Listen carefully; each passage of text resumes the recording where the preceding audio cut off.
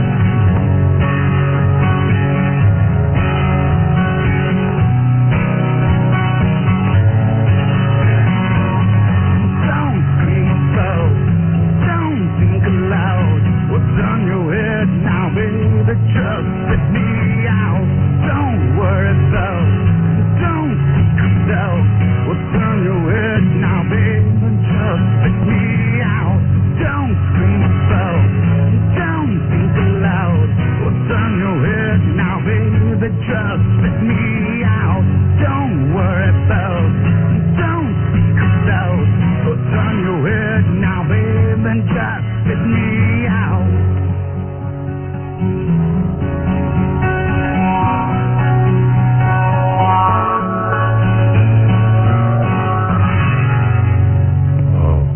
Very nice.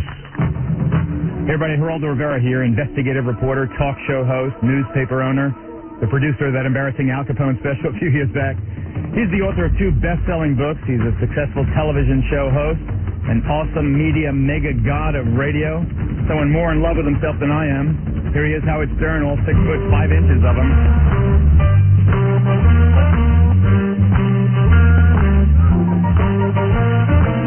Hey everybody, what's happening? Good morning. Yeah, looky here, Berber.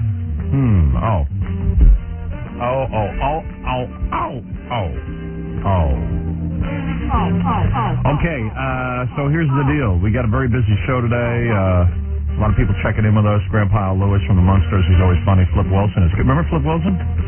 He's coming in. He's going to stop by. Flip Wilson, the comedian. Yeah. I want to talk to him because he had his penis widened. What? Yeah, it's true. True story. I don't care about anything else. Is that in his press release? Yeah. That's what he's No, it's not his press release. That's what I heard. I heard a rumor. That's a great idea. Yeah. Touring because you've had your penis wide. Yeah, it's smart. Get you back in the limelight. That guy was on TV, man. He was like, you know. Had a #1 show. And then he just disappeared. It was almost like he gave up on show business. Yeah. Which is understandable.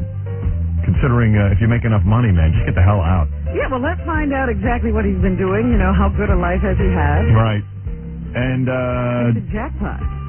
Boxing promoter extraordinaire Don King stopping by. Oh, wow. Gonna finally get to talk to him about the ear biting. Well, you know what? I was very disappointed in him after the fight. Yeah. Because he said, well, you know, I didn't see anything. That was pretty funny. We got to say, hey, Don, how is it you didn't see anything? I'll open up the phone. Was it really a bite? Let's see, Al Michaels calling in, good friend of the show, great guy. I haven't heard from him in a long time. Yep. He's got a real funny story. Something happened to him the other day. Wants to tell us. He's a huge fan of the show and wants to just tell us a little story. It's pretty good. Okay. I kind of know something about it. I don't know all the details, but I try to keep it fresh, baby. And we got a whole bunch of other stuff going on as well. And we made a lot of news yesterday with this show. As a matter of fact, about a half hour after I got off the air, I was contacted by the FBI. Oh, you know, I heard something myself. I was contacted by the FBI, Robin. Wow. Who is working in close association with you? No, with the New Orleans Police Department to track down the serial killer who called in. You know what? Yes, this show is Dragnet. Yes. Because I heard... Yes. Go, Marv, go. Yes. Marv has a lot of stress this morning. I would think so. Yeah. You got mouth guard in, Marv. Yes. I heard that the authorities down there said this was for real. Yes. Wow. It was. We had a serial killer admit to us on the air yesterday that he was doing this stuff. Yes. And we didn't know whether it was real or not. He sounded pretty real. Yes. So anyway, the FBI has confiscated tape. Yes. Yeah, I gave it to him. Man, I mean, one of our listeners is going around killing women. Prostitutes. Yeah. And I heard that the guy on the phone had more information than they had released to the press. Yes. Yes. That's why they're upset about the John Benet Ramsey information that was released yesterday, because the autopsy report was given to the press, and it reveals details not formally known. Only the killer would have known these things, and now it kind of blows it. Yes. Yesterday we uncovered a serial killer, and today dick jokes. Yes. Back to... Start it off, Jackie. Back to the usual. Hideki Irabu, the Japanese dude. How did he do yesterday? I forgot to watch. Well, it was a weird thing. He was doing okay for like 3 or 4 innings, and then he got clobbered, right? Didn't he get his car cleaned after like 3 or 4 innings? I didn't see the game. I heard he did well for like 5 innings. 5 innings, okay. Like 5 innings, he was on a roll, and then they pulled him out of there. So they weren't thoroughly embarrassed. Right. I think the Yankees won. He has 3 wins already. 9-3. Did you know that? The Japanese dude has 3 wins already? Yeah, well, he's only pitched how many times? 3 times. Yeah. But, he does bad, but then the Yankees are able to come in and get a bunch of hits. Yeah, they come in and save it. Yes. Yes. Yes. Where is Hideki? Guess he's not here now. I thought I had him right here. Went to the locker room. Yeah, I guess so. I don't see Hideki anywhere, but, okay, listen, I got to take a break. Where's Hideki? Oh, there he is. Thanks, man. How did he do? 5 innings? He was good. 5 or 6. 5 or 6, okay. That's what I thought. Hideki, how'd you like pitching yesterday? Hideki says, when do I get to bite a broad on the back, like Marv Albert? Yes! Few more wins. Yeah. Hideki, do you have anything else to say about your pitching yesterday, going 5 innings and being able to be in the major leagues for at least 5 innings? Hideki say,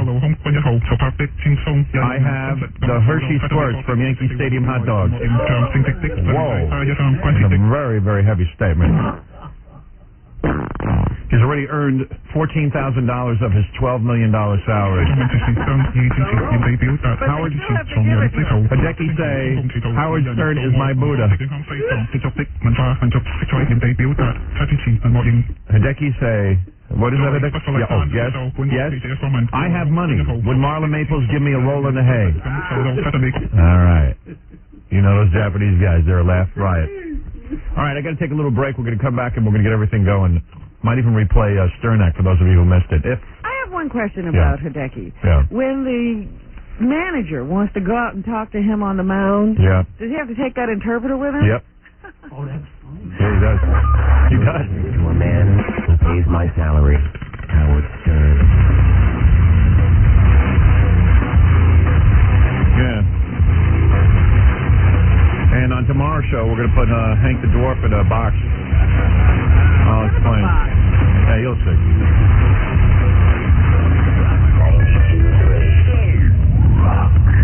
What you're about to hear is going to shock and disgust you because it's vulgar, even obscene. You are a liar! A warning, if there are children in the room, you might not want them to watch this report. It's X-rated radio, barnyard radio, and there's more and more of it on the air because kids love it. What are you, an old fart? And now, this station proudly presents The Howard Stern Show. Proudly? I doubt it.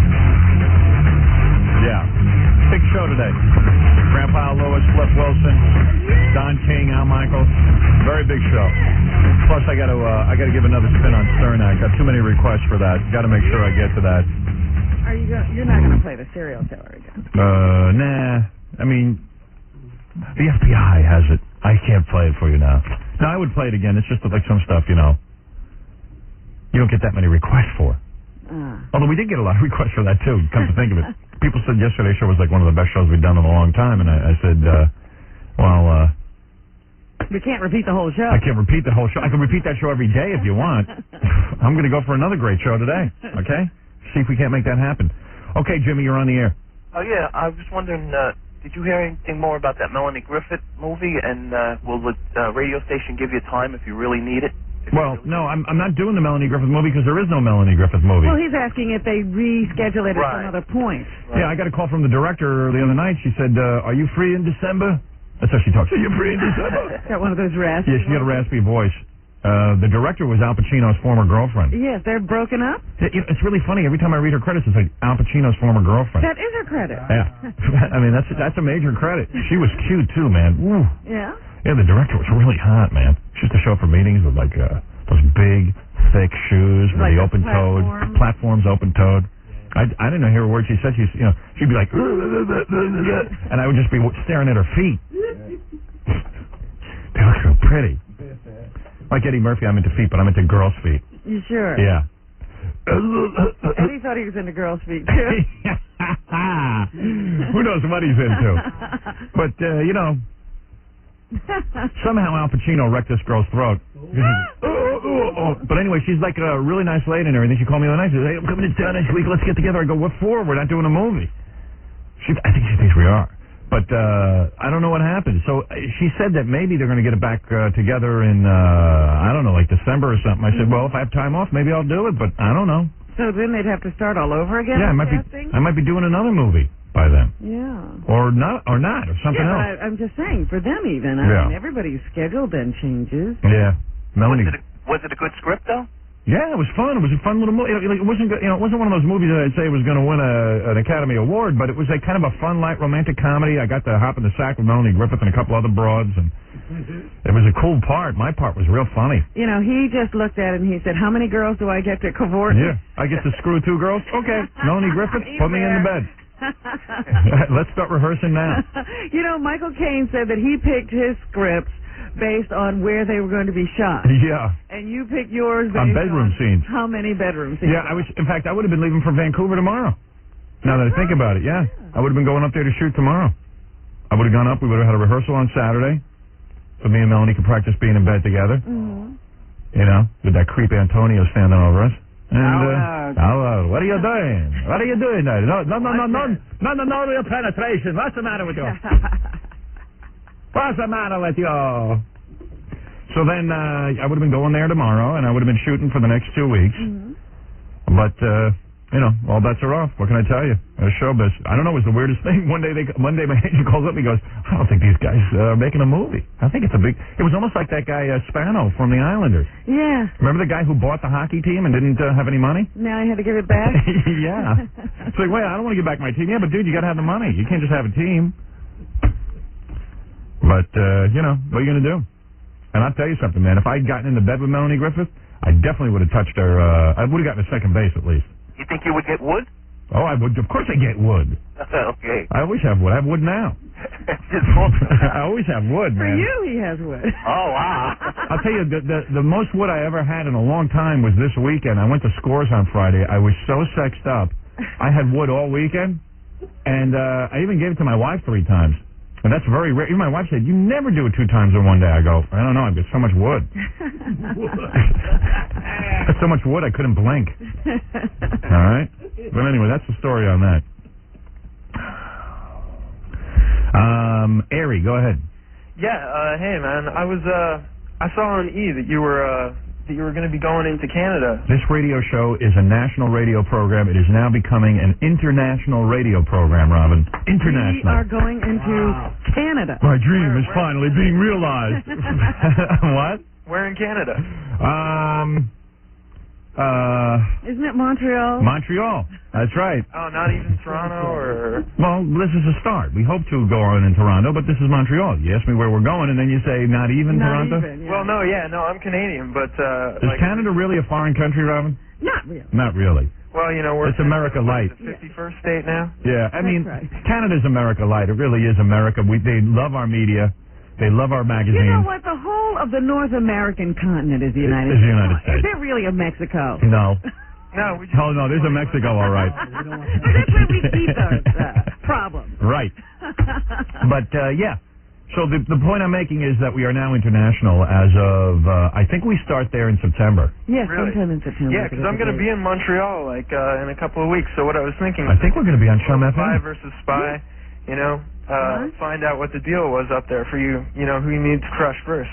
Okay. Well, Chum FM, I think, is the station. I think. And you're right, because I remember, isn't that the one you started to work for? I never started working. They offered me a job. You almost worked for them. Yeah. And you said that the first day we announced it, so that is who it is. Hey, Glenn, you're on the air. Hello? Dude. Yes. Yes. Oh, it's Marv. It's Marv Albert. Yes. What's up? Yes. All right, Howard. Hey. Yeah, that thing made news on here in New Orleans. Oh, the guy who called in and killed the prostitutes? Yeah. Big news? Well, it was on just one channel. Oh, that ain't big. If we catch him, that'll be big. Yeah. You see, what they're saying is they had the sheriff on there, and he said that they already had some guy confess to it, and they're trying to, he confessed to it, but they can't link him to it. The reason the FBI is so intrigued by the phone call we received yesterday, and Robin pointed this out, if there's a guy who confessed to it, he didn't know details. This guy on the phone knew details that have been never released. Right. Only the killer would know these details.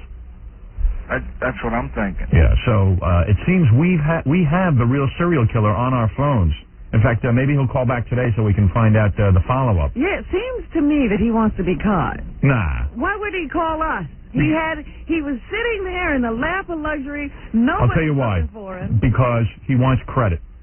Right. And usually when you want credit, you wind up getting caught. And he's also responding to something I've told our listeners all along. If you do something that's in the news, you've got to call in. Well, you know what? The other thing they've never responded to, Howard, is if you're going to turn yourself in through us. Yeah, and if the serial killer wants to turn himself in, you do it on this show. Yeah. Thank you. Michelle, go ahead. Howard? Yes. Oh, Howard, I want you. All right. A crying woman. This I like. You really hurt for me? I mean, you hunger for me? What? You hurt inside for me? I want you. You hunger for me? Yes. Are you a serial killer? No. How old are you? 13. Yes. Yes. 13? You know you sound like an 18-year-old? What? Yeah, there goes my wood. I thought you sounded young. You're 13 years old and you already want me? Yes. Do you have pictures of me hanging up on your wall? I have over 900 pictures of you, Howard. Really? Yes. You know, like my daughters, when they get all teenagers hang pictures on their wall of cute guys. Yeah. Yeah. I like that I'm on some 13-year-old's wall. I like it. Amazing? I think she's darn cute. Are you cute? Not that bad. Really? Yeah. Not that bad. Have you developed? Yeah. Oh, excellent. I don't want some kid who hasn't developed hanging me on their wall. I'm sporting wood. So, wood, yeah, I bet you are. So, when you say you have over 900 pictures, where did you get all these pictures? From magazines and stuff. Wow. And I look cute in all of them? Oh, yes. Very. And, like, you think about me at night and stuff? Uh-huh. And do you tell your friends at school you're in love with me? Uh-huh. Yes. Wow. And do the boys at school try to go out with you and you tell them I only want Howard?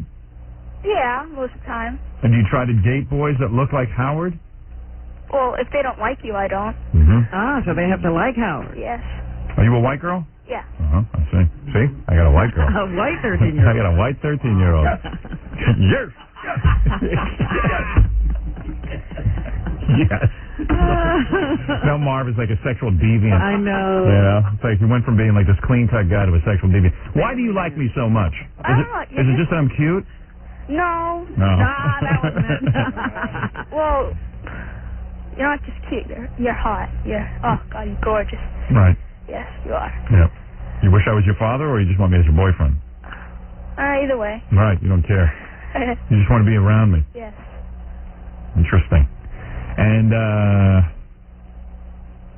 I don't see how we can be together without me going to jail. You know what I mean? I won't press charges. Well, that's not up to you. Your parents will. No, they won't. Yes, they will. Oh, would you be your Not parents? if I can help it. I'd go out with you, but it's just too much risk. I wonder if her parents would be like Elvis's wife's parents. And give me her over? To you.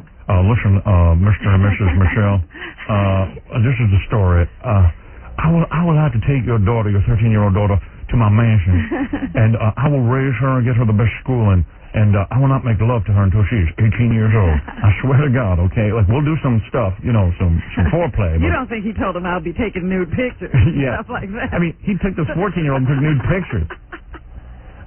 You know what I'm saying? I'm a total idiot, but I've got money, so I would hope that you would overlook my idiocy. And I'll spread it around. How did Elvis make that move? I mean, what was that conversation like? I wish the hell I could get Priscilla Presley on here just one time to tell me that conversation. Are her parents still alive? I hope not. I mean, they really should be shot. Excuse me, I think your 14-year-old daughter is very beautiful. I would like to take her and raise her in my home. I want to dye her hair black. Yeah. I mean, and the parents are like, okay. I'm sporting wood and I need to see your daughter nude. And have her romp around my mansion naked. And really, you're fully developed already?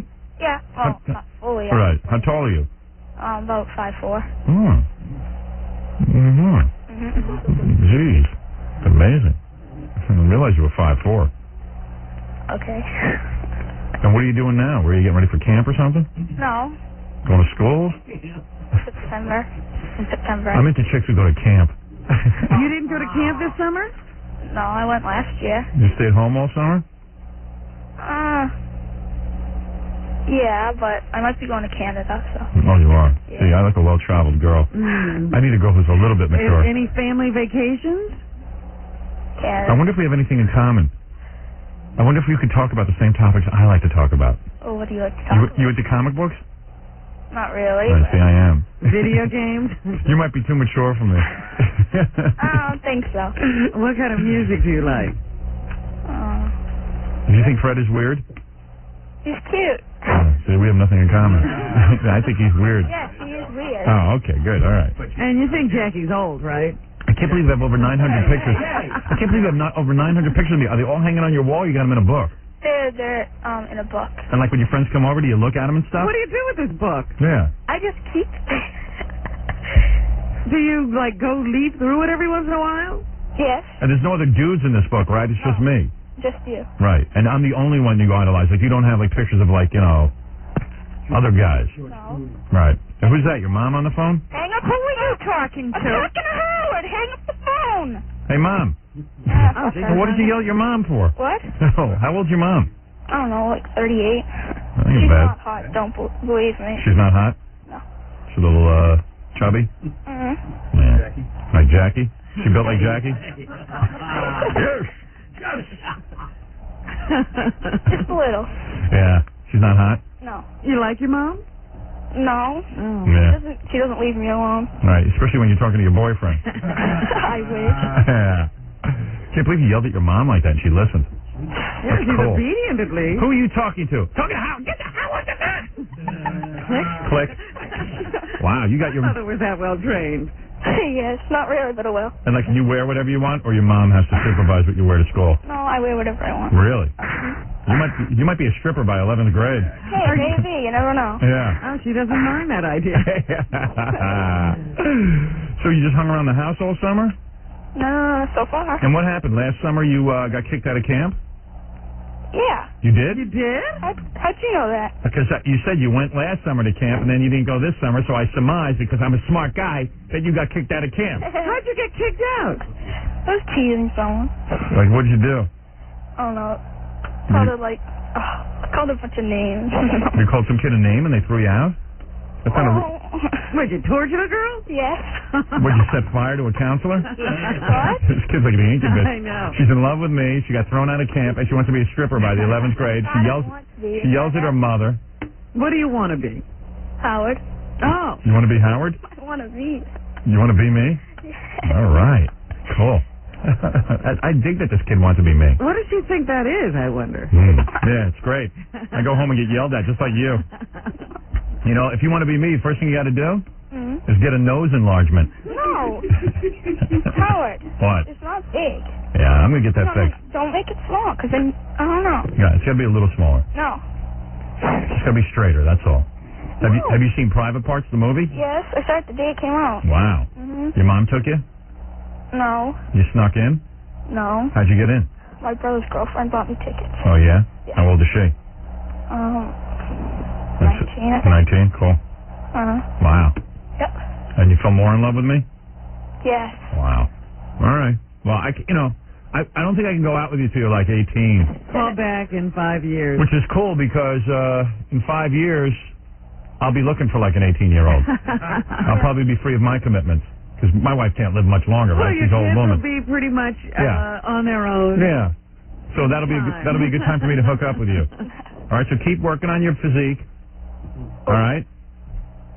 And keep working on your body and everything. You got to be real hot though. And then you and I will hook up in about 5 years. Is that satisfactory? No. No, you want me now? Yes. Mm. I want to meet you now. Yeah, huh? Can't take it anymore. Boy, you're like completely crazy, huh? Uh-huh. Where do you live? Massachusetts. Yeah. Watch me now, though. That's dangerous. I need you. You need me? I need you. Wow. What are you laughing at? Can't you wait till you're 18, though? I'm laughing at you. 5 years and everything will be kosher, and your parents can't tell us we can't see each other. I don't care about that. I'm not You're Joe gonna wind Piscopo. up on the Sally Jesse Raphael show. Yeah, I don't want to be with you on the... I'll be in prison, and you'll be on the Sally Jesse Raphael show talking about your boyfriends in jail. You know what I mean? I don't want your parents coming after me. I'm not saying I won't date you. But remember, repeat after me. Yes. Flat tummy, flat tummy, flat tummy. That's your mantra. That's your mantra, all right? How do you know? No, that's what I want. Yeah, okay. You all right? You got a flat stomach? Not too bad. Mm-hmm. Uh-huh. All right, well, just keep working. Why don't you join like a Jack LaLanne, so by the time you're 18, you're totally hot. You'll be a hard body. Yeah. I want to date a hard body. Yeah? Yeah. I want you. Well, you really want me, huh? Yes, no.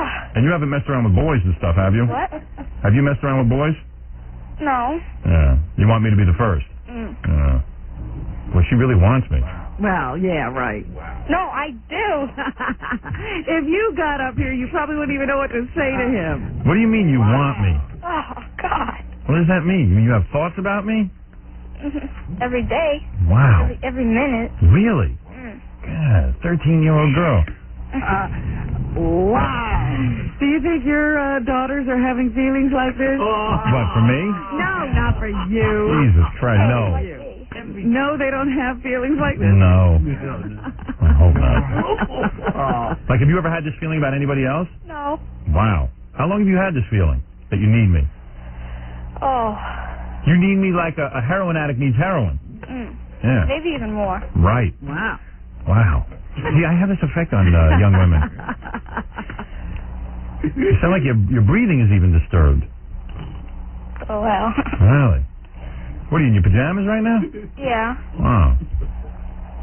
And so you just decided you had to call today to tell Howard. Maybe you should just come down here with your mom, though. I don't think you can have an unsupervised visit. You'd have to be like Priscilla Presley. There you go. You can have dates with her and her mom. Yeah. Dead. Why? I hear you on the radio down here. Oh, well. You know I want him to get off. Hey, Mom. Michelle, you are not funny. Hey, Mom. Her mom listened again. Your mom listened again. Wow. You got her trained. Oh, my goodness. Man, her mom just hangs right up. But it's coward. What? You know how much I love you. It's so funny because she pays all the bills. Did you tell your mom you love me? Yeah, she knows. Did your mom get upset? Oh, she didn't really care, but oh well. Wow. Can you imagine? Your mom's going to kill you. You're a nice kid and everything. Why is she yelling at you? 'Cause it's early. Maybe because you said she wasn't hot. You heard her. You said I wasn't hot. I am hot. What do you mean I'm not hot? Your father thinks I'm hot. Is your dad around? No. Oh, divorce? Maybe she's not hot. Does mom date? Oh, dear. Maybe I'll go out with your mom. No. All right, easy. That'd be great. Go out with her mom. Then I would have to kill you. Oh, man, you really are in love with me. You are nuts. All my girlfriends are like that. Man. You drive them crazy. And what do you think our life would be like together? Like, well, you'd have to make her go to school and stuff. yeah, but are you going to drop out of school and just be my girlfriend? How do you see, what is your fantasy? You? You would like to marry him? Yes. Right. You know, it wouldn't be bad for me to marry a 13-year-old. That way, by the time I'm like 60 or 70, she'll be like just like turning ready 30. to take care of you. Yeah, and she'll be real hot. You know? Yeah. Might be a good plan. Have you ever seen those situations where a guy, sort of like is around Right. the family? Yeah. But you know who that is? I'll give you an example. Okay. Celine Dion. Yes. She just married a real old dude named Rene. Right. And he watched her grow up. He watched her grow up, and as soon as she was 18, he married her. Yeah. Yeah. There you go. That's what it's like. Yeah. There you go. Same deal. Marrying one of the neighbor kids. And once you get your mom on the phone, we'll ask her if she can bring you down here, and I can meet you and your mom. What? Right. I would have to ask. I would make her. You can make her do it? Make her bring you. I don't think I could make her do it, but I would try. You could convince her? Yeah, we'll put her on. We'll ask her if you can come down here and. I'm sure she'll be picking up again. She's listening to it downstairs. Oh, really? Yeah. Hi. You know who else did that, Howard? Hung around the family. Joe Piscopo? Well, no. Oh, he did that. That's right. He hung around the school. And he didn't wait till she was 18. Wait, who's your mom? Hello? Hello? Hi. Hi. Hey, so your daughter's in love with me? Oh, I know. Yeah. What does she say about Howard? Oh, my God. She's nuts. Her whole bedroom wall is all Howard. Wow. Wow. Oh, yeah. So, I mean, I've told her I can't date her till like she's 18. I heard. Right. I mean, you know, she's a Unless little. you give permission and go on the dates with him. Unless you chaperone the dates. Because you're the mom. Down there, you. Well, you are. Yeah, you're bringing me. Oh. So bring me down there. Oh, when do you think you're going? Tomorrow. Tomorrow? Your kid got kicked out. I don't think so. Your kid got kicked out of camp. Oh yeah. Wow. What did she do? She could be a good girlfriend for me. Yeah, really. You two seem to be alike. I need a little troublemaker. She don't leave the house. She's afraid she'll miss something on TV to do with Howard. Oh man. Did you ever look at her album of pictures of me? Over 900. Yep. Yeah, you've seen the album, Mom? Ma'am? Mom? Mom's listening to herself. No wonder this kid wants to get out of the house. Mom can't even concentrate on the conversation. I just get out of work. Oh, all right. Who cares? You hang up. Why should I? You're not the one that likes him, I do. Yeah, but what if I didn't say I didn't like him. Oh, yeah. Different story when you're not talking to him, though. Girls, don't fight over me. See, they were ready. You could get the mom. Yeah. What if I get Mom and the daughter? No. Well, would you be jealous? I'd kill you. Don't do that. Is your daughter really ready to date a guy like me? Why not? Is she developed? Mom? Mom, bring me down there. Oh, yeah, sure, Michelle. Too bad. You have to. I don't think You idiot. You have to. You're the idiot. Hang up the phone. You hang up the phone. Goodbye. All right, hello, Mom? Mom, John. Well, you got to convince your mom to bring you down here. Oh, how?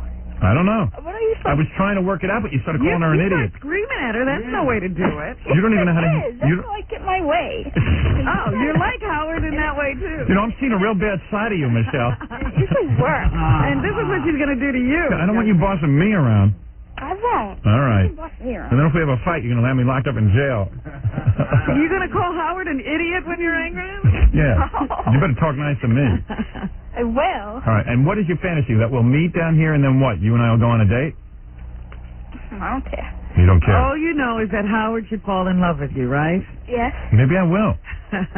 Well, it's worth meeting. I tell you what, if you could get that mom... You see, I had your mom on the phone. I was about to You ask should her. have gotten quiet. We could convince her. Yeah, you should have let me handle it. You want me to get her on the phone again? Yeah, get her on. All right. Let me handle it. Hey, pick up the phone down there, you. You're some diplomat. Thank you. Hey, Mom, pick up the phone. She won't yell at you. She won't call you an idiot. Oh. Yeah, you got to tell your mom not to listen to the radio while I'm talking to her, too. She gets all distracted. I know. Yeah, Second delay. Yeah. Mm. What's your mom wearing now? I don't know. I haven't seen her yet. What does she do for a living? Don't ask me. I don't know. Who cares? She just got off work. Yeah. She's in the way of us dating. Ah. Yes, she is. She's a bad woman. She's very. Your mom's just trying to do right by you. No, she's not. Come on. Don't be so She keeps tough. a roof over your head, doesn't she? Yeah, don't be so tough on her. She buys you clothes. Yeah. She's supporting you, and I'm not. Oh, Yeah, well. where's that deadbeat dad of yours? Yeah. I don't know. Ask her. Well, you see, I had your mom on, and we could have worked out a deal where she'd take you down here, but you had to blow it by calling her an idiot. Oh, well, I always do. She is. She's not even picking up again. So. All right, so listen. I can't stand in the line all day, so I'm going to go now. You try to figure out how to get yourself down. Yeah, if you want, I'll put you on hold and give John or Gary your information, and then get your mom on the phone and see if you can't arrange a time to come down here, and I'll meet you. All right. All right. All right, honey. Okay. Anything you want to say to your man before I hang up? I want you. All right, good enough. All right. Give. What? Give. Give? Give what? Give me you. Well, I'm here. Okay. Come and get him. Elvis is in the house. Hold on. Yeah, a lot of girls. I have that effect on a lot of young girls. Just imagine it. You're attacked up on the wall in 900 pictures. Yeah, a lot of girls whose sexuality is budding seem to want me because... Yeah, but listen to her. She's troubled. Yeah, so what? So I get troubled chicks. So what? Don't you think most chicks are troubled? All right. Ah, yes. Young love. Young puppy love. Howard Stern. Caller of the week. Which of the following three calls do you think is the caller of the week? Number 1. I'd like to be known as the king of all answering machine hackers. And you figured out Daniel Carver's message code? Yeah, I could do it to a bunch of machines. I've done it to a bunch of other stars before, too. This is what they changed Daniel's message to, and then I'll interview Daniel. Hold on a second. Go to sleep, white people. People, I think if the white man goes to sleep, they ain't going to be able to see nothing the nigger does. Number 2. What happens to you when I speak about Rosie? My wife, she was like she almost was crying. Like, I can't believe how this guy called up the show and she was an interview. Well, your wife is a sick woman. She's no, Of course she is. Who would sit and cry over Rosie O'Donnell? She's a sick And woman. that guy wasn't calling at our behest. We didn't order him to do that. Now, Rosie's a pig and you're a pig, and so's your wife. Or number 3. Your Big Paulie's granddaughter? Yes, I am. Not Paulie's granddaughter. Listen, you rap bastard. Okay? You got no respect for nobody, not even yourself. You think that you're respected because you ratted somebody out? You're nothing. You're a piece of Whoa, ma'am, you can't use that kind of language on radio. sorry. I'm sorry. The answer when we come back. Betty 2. 3. Oh, my God. The Howard Stern Show. The answer to which of the following calls is caller of the week? Number 1. Go to sleep, white people. Number 2. Now, Rosie's a pig and you're a pig. Or number 3. You rap bastard. Okay? Number 1. The KKK hacker. I'd like to be known as the king of all answering machine hackers. I can hack just about any machine that's made in the country, provided it has one of them codes you can hack. And as long as I can hack it, then I can change the message, I can change their code, I can change anything. In other words, it's usually a 2 or 3 number code that you dial into your phone To get your messages or to change your to message? change your actual answering machine message, and you figured out Daniel Carver's message code? Yeah, I could do it to a bunch of machines. I've done it to a bunch of other stars before, too. But right now, Daniel Carver, I figured that... Well, Daniel's about the biggest star you ever... Is Daniel the biggest star you ever changed? Well, no, he's not the biggest star, but it's the biggest star I think you'd be interested in. So that's why... Who else have you changed? Well, I've gone on Rodney Dangerfield's machine before, too. Wow. Now, Daniel, were you incensed when you heard about this? Yeah, there's several people done it. He ain't the only one. Really? Let's play the message. This is what they changed Daniel's message to, and then I'll interview Daniel. Hold on a second. Go to sleep, white people. This is Daniel Carver, P.O. Box. People, I've decided it is time for the white man to go to sleep. He's been trying to wake up for the last 10 years calling this line, and it ain't been working. The niggers have been all running wild. Ain't nothing been accomplished. People, it is time for the white man to go to sleep. That is why I'm saying go to sleep, white people. People, I think if the white man goes to sleep, they ain't going to be able to see nothing the nigger does. I think that is the best solution. You know them ostriches, whenever that danger runs their way, they stick their head in the sand. They can't see no more. Then suddenly they're happy. People, I think it's time for the white man to do the same. People, wake up. Actually, no, go to sleep. People, go to sleep, white people. Stick your head in the sand. Don't watch those niggers. Ain't going to bother you none. This is Daniel Carver. If you want to know about them KKK souvenirs I sell, well, send me $1 million to P.O. Box, and I'll send you a list of souvenirs I sell. People, there's been some complaints that they send me a couple dollars for my catalog. I don't send you nothing. Well, of course I don't send you nothing because the people calling this line don't have more than a couple dollars. So once you send it to me, you ain't going to be buying nothing. People, this is Daniel Carver, P.O. Box, and Baba Booey to y'all. I love that. Uh-oh, I see a visitor. And now, from a place so depressing, so glum, so absolutely full of despair, that's right, Scott the engineer's out since he quit smoking, comes a man with a weenie invisible to the naked eye and a neck the size of a straw. Hey-oh, hey-oh, a man so frustrated as he is famous. A man who has done for acting what Quaaludes have done for social disease. It's Cernak the Impossible. And now, here's Cernak. Yeah, Bim Salah Bim. Whoa. I fell over the steps. What I do every time I start this bit. May your wife refuse to watch sex training videos. May your grandson set fire to you.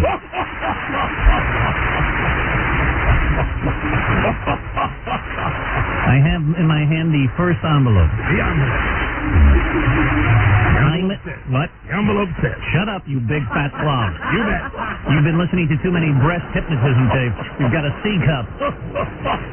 May Marv Albert tease on your back.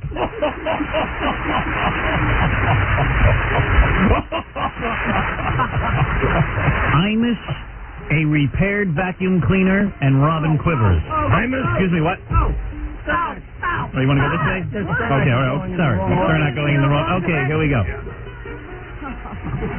I'll begin again. Take two. Sorry, you great one. May Al Rosenberg call you twice a day for work. That's not funny. All right, here we go. The 15-year-old Howard Stern. The 15-year-old Howard Stern. 15 years old Howard Stern. 15-year-old Howard Stern. Howard Stern, 15 years old. Name the one person who has Name the one person who has gotten laid less times than the grown-up Howard Stern. Shut up, Ed. All right, here we go. Jupiter, a 61 Volkswagen, and Rosie O'Donnell's ass.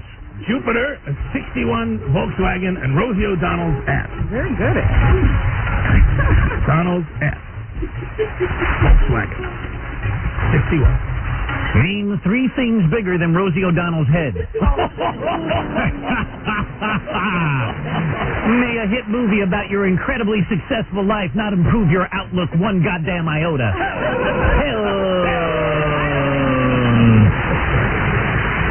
Shut up, Ed. Okay. May Tom Chiasano be an integral part of your day-to-day existence. There's a blessing. Garth Brooks live in Central Park. Garth Brooks live in Central Park. Central Park, Garth Brooks live. What would you not see if Garth Brooks walked through Central Park late at night? Oh.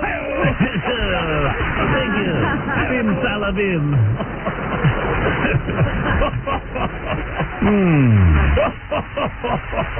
May your show spend more time on the pronunciation of serial killer Cunanan's name than on his crime.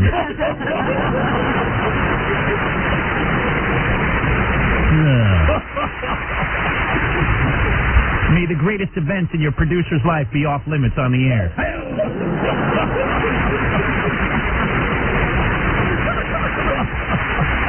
Robin Radzinski and To Get a Tan. Robin Kaczynski and To Get a Tan. Robin Radzinski. Whatever. Robin Radzinski. Robin Radzinski. I'm an old man. And To Get a Tan. And To Get a Tan. All right. Robin Radzinski and To Get a Tan. Yes, what would be that name and get a tan. Name three great reasons to go to a Greek beach. So inside. All right, here you go. The next envelope.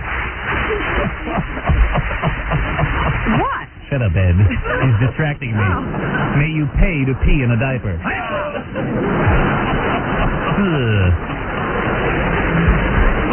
Fred Norris. Fred Norris. Norris. Fred Norris. He could be the answer to something? Name all of the people you have ever met or heard of who have changed their name for no apparent reason.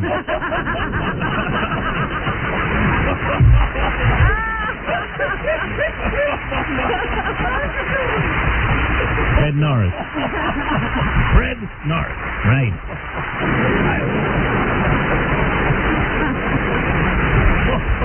May you shell out $12 million for an ineffective yellow pitcher. DVD. DVD. DVD. DVD. DVD.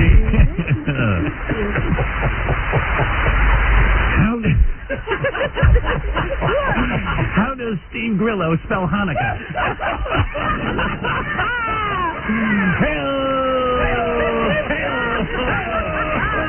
I lost my hat on that one. You're not even... It's backwards, Karnak. No, is it? Cernak. Cernak is edgier than Karnak.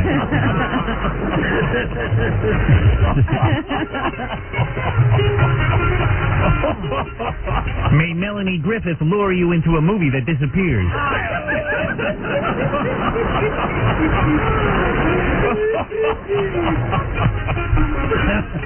A recording studio, the Grand Canyon, and Tom Chiasano's head. Uh-oh. A recording studio, the Grand Canyon, and Tom Chiasano's head.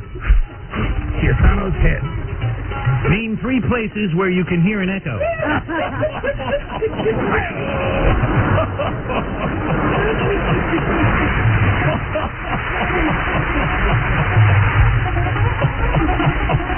A fag potato, Andrew Cunanan Sphincter, and Scott D. Pace. Wait a minute. Okay. A fag potato, Andrew Cunanan Sphincter, and Scott. Your fingers are covering it, oh great one. And Scott DuPace. I'm not even going to read this. It's ridiculous. Name a homo tater, a homo crater, and a homo hater. Ridiculous. All right, finally, I hold in my hand the last envelope. Thank goodness. Final question, oh great one. Final question. May you have one penis, one wife, and no life. May Fred Norris call you at home.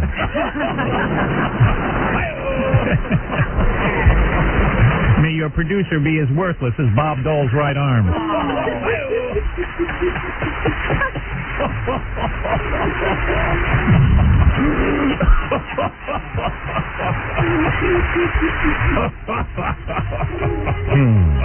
What is the final answer? What? What is the final answer? I'm looking at Ed. He's incredibly out of shape.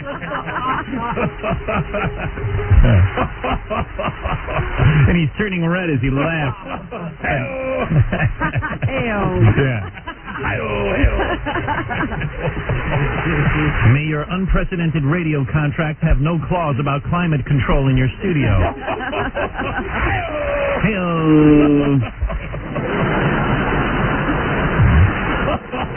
May your screen wife and your real wife both get knocked up by the same key grip. All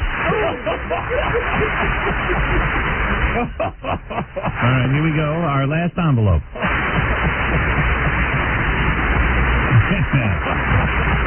Imus, a repaired vacuum cleaner, and Robin Quivers. Imus, a repaired vacuum cleaner, and Robin Quivers.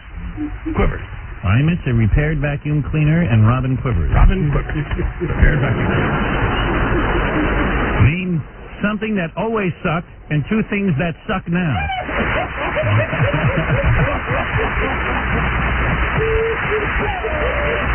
Bin Salabin. Get out of here. Yeah.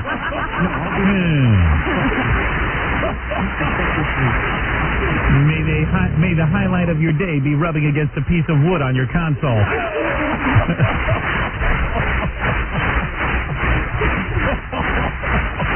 May you begin to do live commercials in your sleep. May one of your teeth be larger than your 2-year-old son. Yeah, well, little Sternak for you. I love that.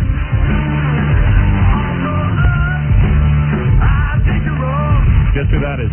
That is Fred Norris. Yeah, Fred Norris. His new music. The Fred Norris CD I just got handed the other day. Look at him, man. He's a rock star now.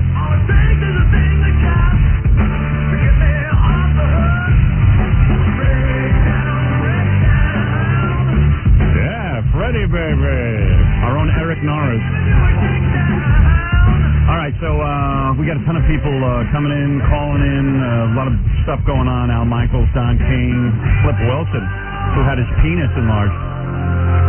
And what? He had it thickened. Oh, he had it thickened. Not lengthened. I didn't. Not lengthened, thickened. Right. So, Baba Booey. What? why would you announce that? Even if you had it done. Well, something to talk about. It's now a conversation piece. I knew I had to have him in once I heard that.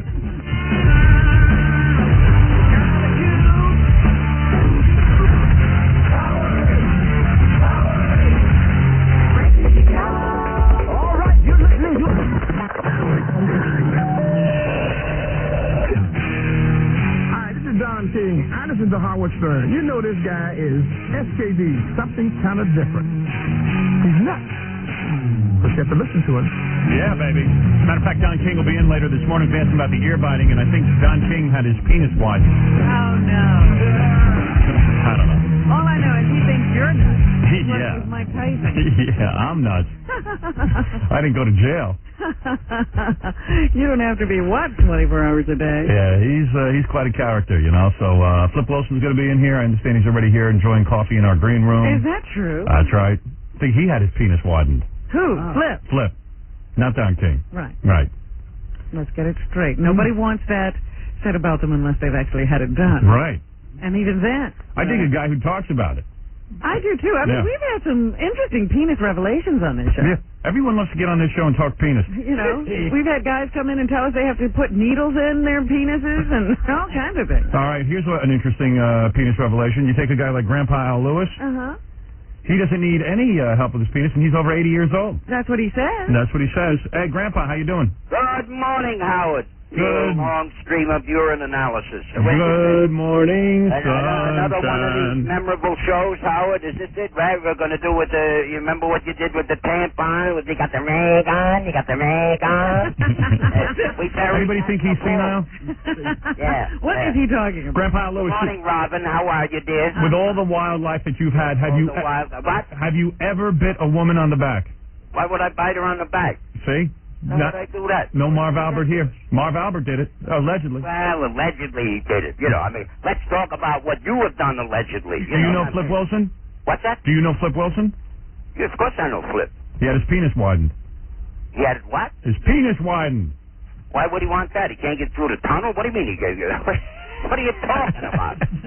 Grandpa Al invented senile. So I'm not senile. You keep saying that. All right, listen to this. This is kind of cool. I wanted everyone to hear this. What is Grandpa up to? All right, this is what Grandpa's up to. You know, you say, hey, Grandpa, great actor. Munsters, to me, is maybe one of the greatest shows ever made on television, possibly the greatest next to the Addams Family. But I am telling you, the Munsters is a laugh riot. And that is because of Grandpa Al Munster. Thank you very much. He's great. Grandpa Al Lewis. He's a great star. So anyway. Always look forward to seeing Grandpa again. Yeah, and Car 54, one of the funniest shows ever made, too. Oh, and that's a funny show. And there's a guy, there's a guy who's a part of both of them. So, there's a guy who also got passed over by showbiz as far as I'm concerned. Should have been treated better, right? You never got a serious actor role. It was always the comic. Right. Anyway, what I'm trying to say is... You really have wanted to see a serious, I'm sad trying to figure out for 5 minutes what you're trying to say. What I'm trying to say is, I love you, you wacky old coot. Hey, let me tell you something, Howard. Yeah. Let me say, forget about the John Benet Ramsey mystery as to who did it. I would like to know who stole your grandfather's money. Well, let's not get into that. No. I want to know who stole your grandfather's money. He had no money. Yes, he did. No, he didn't. Yes, he did. No, he didn't. You know, that senility has transferred to Grandpa. Now, Grandpa wants my...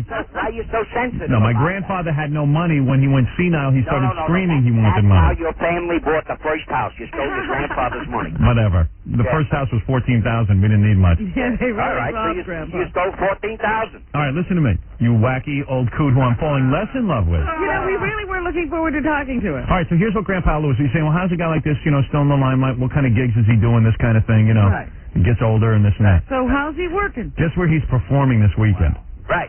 I don't know. Take a guess. Some club. What kind of No performance club. could he do? First of all, I don't know. Maybe he's opening a What is supermarket? You're performing at a nudist colony? That's right. What? Yeah. Yeah. That's right. I'm doing a gig right at a nudist colony right outside of Chicago. You're going to be naked? Yeah. Am I be naked? Maybe she'll get your penis widened. Don't need it. Don't need it? No, don't need it. No. Well, you're Jewish, aren't you? Hey, well, my father left me is enough, man. You know what I mean? Hey, by the way, you still with that broad who could be your granddaughter? What do you mean? That's my wife. Are you still with her? Oh, yeah. He's got some hot wife. I know. A good body, everything, yeah. She loves him. And you don't need any help. You don't inject your penis Hey, with... let me tell you something. What help? We still have... The same offer is on the table, Howard. What's that? You keep asking me how long, how many, and everything like that. Why don't you give me your lovely wife, Allison, for a weekend? Go ahead. Yeah. She will tell you how long, how many... Huh? You know what? You know what? I just might give her to you. Huh? Yeah, I'm pretty sure she'll go along with it. Take your wife away on a weekend. She mentioned she's pretty hot for you. Huh? Yeah, you know what? I think she'll take Jackie before she'll take you. Jackie? Yeah. Crazy? So what are you going to do with this nudist colony? Well, he's the alarm clock. One glance, you're awake. People. All right, wait a second. Wait, start again. Outside of Chicago, you show up at the nudist colony. Right. What happens? About 8,000 people there. Right. Giant. And You've been there before? Show. I'm going to MC the show. Right. What show? And I'm going to judge the talent show. Then I'm going to judge the beauty contest. All right, let me get this straight. Have you ever been to a nudist colony before? Yes. Okay. People walk around naked day and night. Yeah, of course, except in the rain, yeah. What about you? Are you naked? It depends. Right, you've been naked at a nudist colony. Oh, yeah. Okay. Because you know why I've been naked? Why? And why you wouldn't? Because I got something to brag about. You got nothing. Are there guys there who have nothing and just walk around like they have... Yeah, but they have a paper bag over their head. That's you, see? All right. You come to the camp with me, I'll put a paper bag over your head. But how are you naked? Don't you have to wear a diaper? Aren't you incontinent? No, don't have to wear no diaper. Oh, you just go all the bathroom all over the Let's do that again. You got the rag on. Well, wait a minute. If he has no clothes on, what does he have to worry about? That's true. That's right. But you're 95 years old. It has to be shriveled up by now. Wrong. 87, not 95. Oh, sorry, I lied. Is there a big difference? Yeah, guys. But Grandpa Man has all his marbles. You got to admit. I know. You're damn right. I got all my marbles. You got your ray gun. Got your ray gun. Two of them large marbles are hanging. All right. Yeah, I bet they've shriveled up into the size of nothing. I got to talk to Robin. No, Get off the wait a second. Let me get this straight. You show up at the nudist colony. There's some sort of show. Who's doing the show? Wait a minute. Who's doing the show? There's a talent show. Okay, so talent the naked people do talent. The naked people have talent. So the naked talented people come up on the stage, and you just introduce each person? I introduce them, and then I make a judgment as to who was the best. All right. Are you nude during this? It depends on how I feel. Right. And But he I'm never excited enough, I will, Yeah, but he never loses that beret. Yeah. If he's naked enough. Well, yeah, just want to show that he's bald. That's right. Yeah, but isn't it kind of weird that, like, you're naked? I mean, and you're Al Lewis. Aren't you No, afraid not people... at all. Are you afraid people will take pictures and it'll ruin your career? No, not at all. What do you mean ruin my career? That's right. Your career's already ruined. That's right. He's not going to show up in the tabloids no matter what. When they take a picture and they publish that picture, I will get at least 20 offers for pornographic film. That would be great. Grandpa Lewis in a porno film. Would you do a porno film? Yeah. You would? Yeah. You would do a porno film? Would I do one? Yeah. The price is right. Right. Okay. So, when's the last time you did a film? A porno film? Any film. Oh, I just did a film up in Toronto. So he's always working. Wow. I'm telling you, he's always got something going on. All right. Where are these films seen? That's what I'm... On 8th Avenue. Seen in his bedroom. All right, so here it is. Grandpa Lewis will be at a nudist colony. Ponderosa. The Ponderosa outside of Chicago. Right. This weekend, judging a beauty or a talent contest. And a beauty contest. Both. Right. Robin. Yes. Since you had the reduction, you want to enter? No thanks. Huh? Well, can we go watch him? Yeah, of course. Sure. I don't know. You know the current rumor, Robin? What? Is that when you had the reduction and what was taken out, I understand you donated to Princess Di. He is senile. He's senile. Is that true? He's amusing himself. He's amusing himself now. All right, now it's time to get off the phone. All right. You got any of the old Munsters memorabilia? Me? Yeah. I don't collect nothing. You don't own any of the old Munster You stuff? don't even have your costume? You don't have your cape? Nothing. Nothing. No That programs, stuff, no nothing. that I'm not interested in yesterday, Howard. I'm interested today and tomorrow. That stuff's got to be worth a fortune. It is. What I'm looking forward to, Howard, Yeah. is that weekend with Allison. Yeah, it'll happen very soon. That you'd like that. Yeah, as soon as she goes blind. Oh. All right, you. I got to go. All right. I love you. Howard, I love you. All right, love you too, Al. Say hello to the wife and the kids. Wait a minute. Well, what? Can't we cover this Cover what? nudist thing? Yeah, I'll call you from the Ponderosa Ranch. Are you going to be there on Monday? we're not going to be here on I'll Monday. be there Monday. I'm flying back. I'll call you know what we might do? Maybe we'll send somebody up there to, I don't know. Can you? Videotape? Although maybe the people are tight because they're naked. No, they're supposed to not be uptight. There's 8,000 people sitting in the audience. They don't mind. Right. Maybe we should send someone to cover this. Here's your guy. Supposed to meet me at 20 of the hour. Here comes your cameraman. Okay, great. Here comes your cameraman. Yeah, who is that? Ganji? I have no idea. DG, you're only about, what, an hour late? Tabby gave him a tour of Queens. Yeah, great. Well, tell him he missed it. All right. I'll see you, Al. All right, Thanks, take bro. care. Okay, that's Al Bye-bye. Lewis. Grandpa Al Lewis. No lyrics to that song, are there? Grandpa Al Lewis still gets laid, and he's 87 years old. Who would have thought that he'd outlive the guy who played Herman Munster? Herman Munster died of cancer. Al Lewis is healthy as a horse. Al Lewis smokes cigars and probably drinks.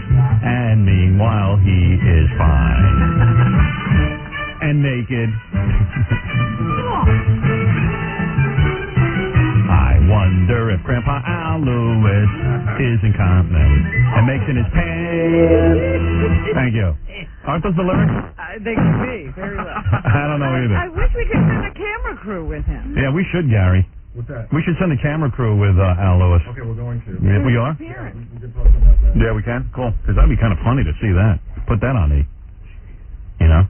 They'd be blocking out all those breasts for like the next 6 years. It'd take 5 years to get the program on the air. I'd like to interview the guy on our E-show who blocks out the breasts for a living. That's got to be a hell of a job. Unbelievable. Yes. Fred, you're on the air. I'm on the air. Yeah. Okay, good enough. Way to bring my energy down. Yeah, we were having too good a time. Right. Yeah. Hello? Dude, Hello.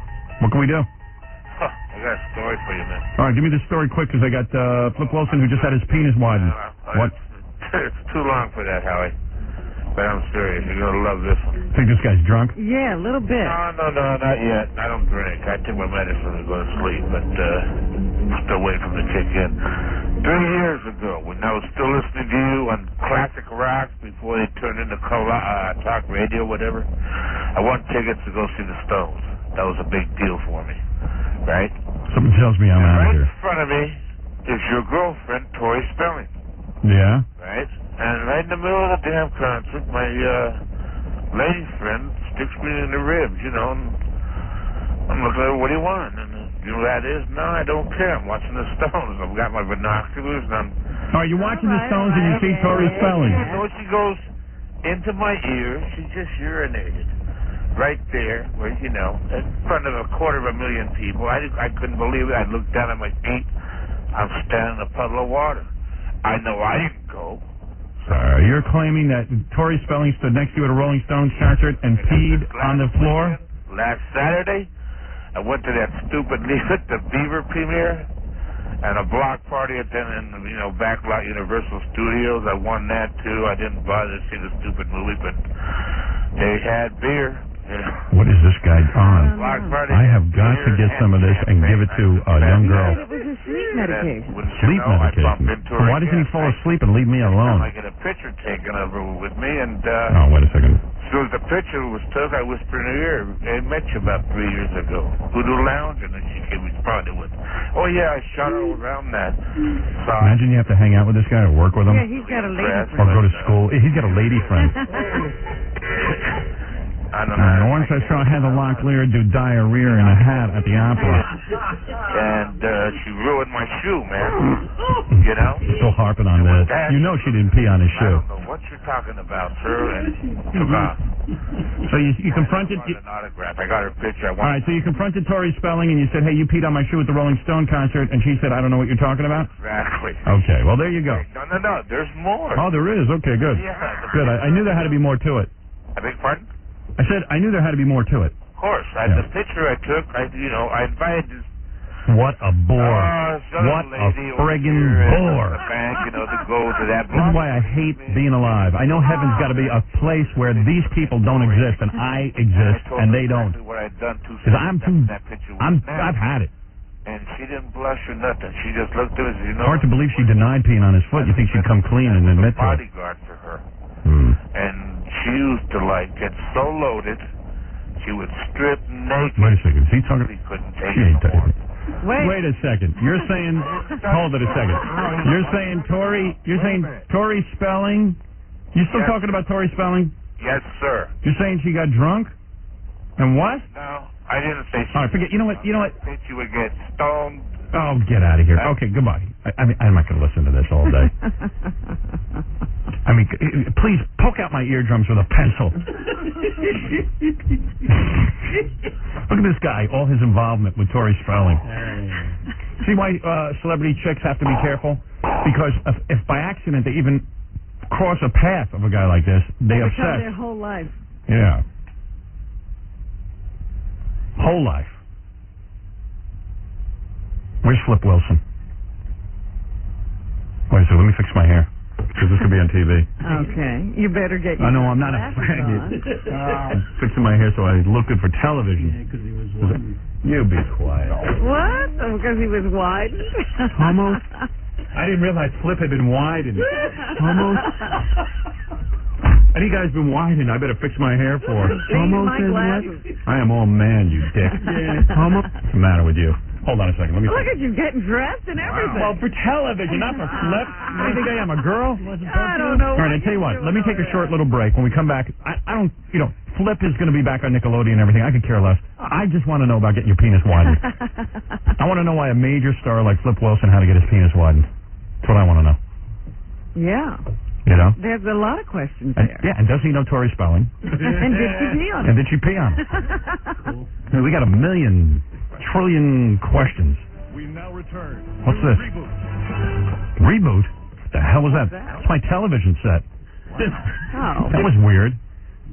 And what's Reboot? No clue. Hi, this is Tori Spelling of Beverly Hills 90210. I love 3 things. My dad, my gorgeous bod, and the fact that Howard Stern will never have me sexually.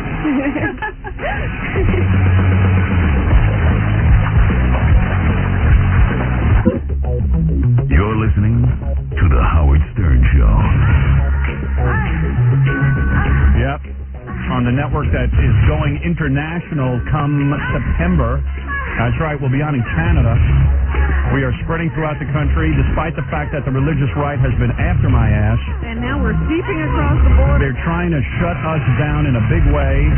Nationwide Insurance trying to shut us down. It's quite a conspiracy out there. We just ask you to support our sponsors. Make sure you go out there and really spend your money on the people who support us and fight back.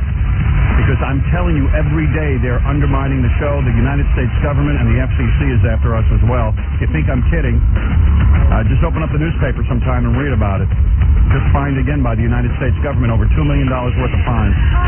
For what? For what? For talking. For some conversation.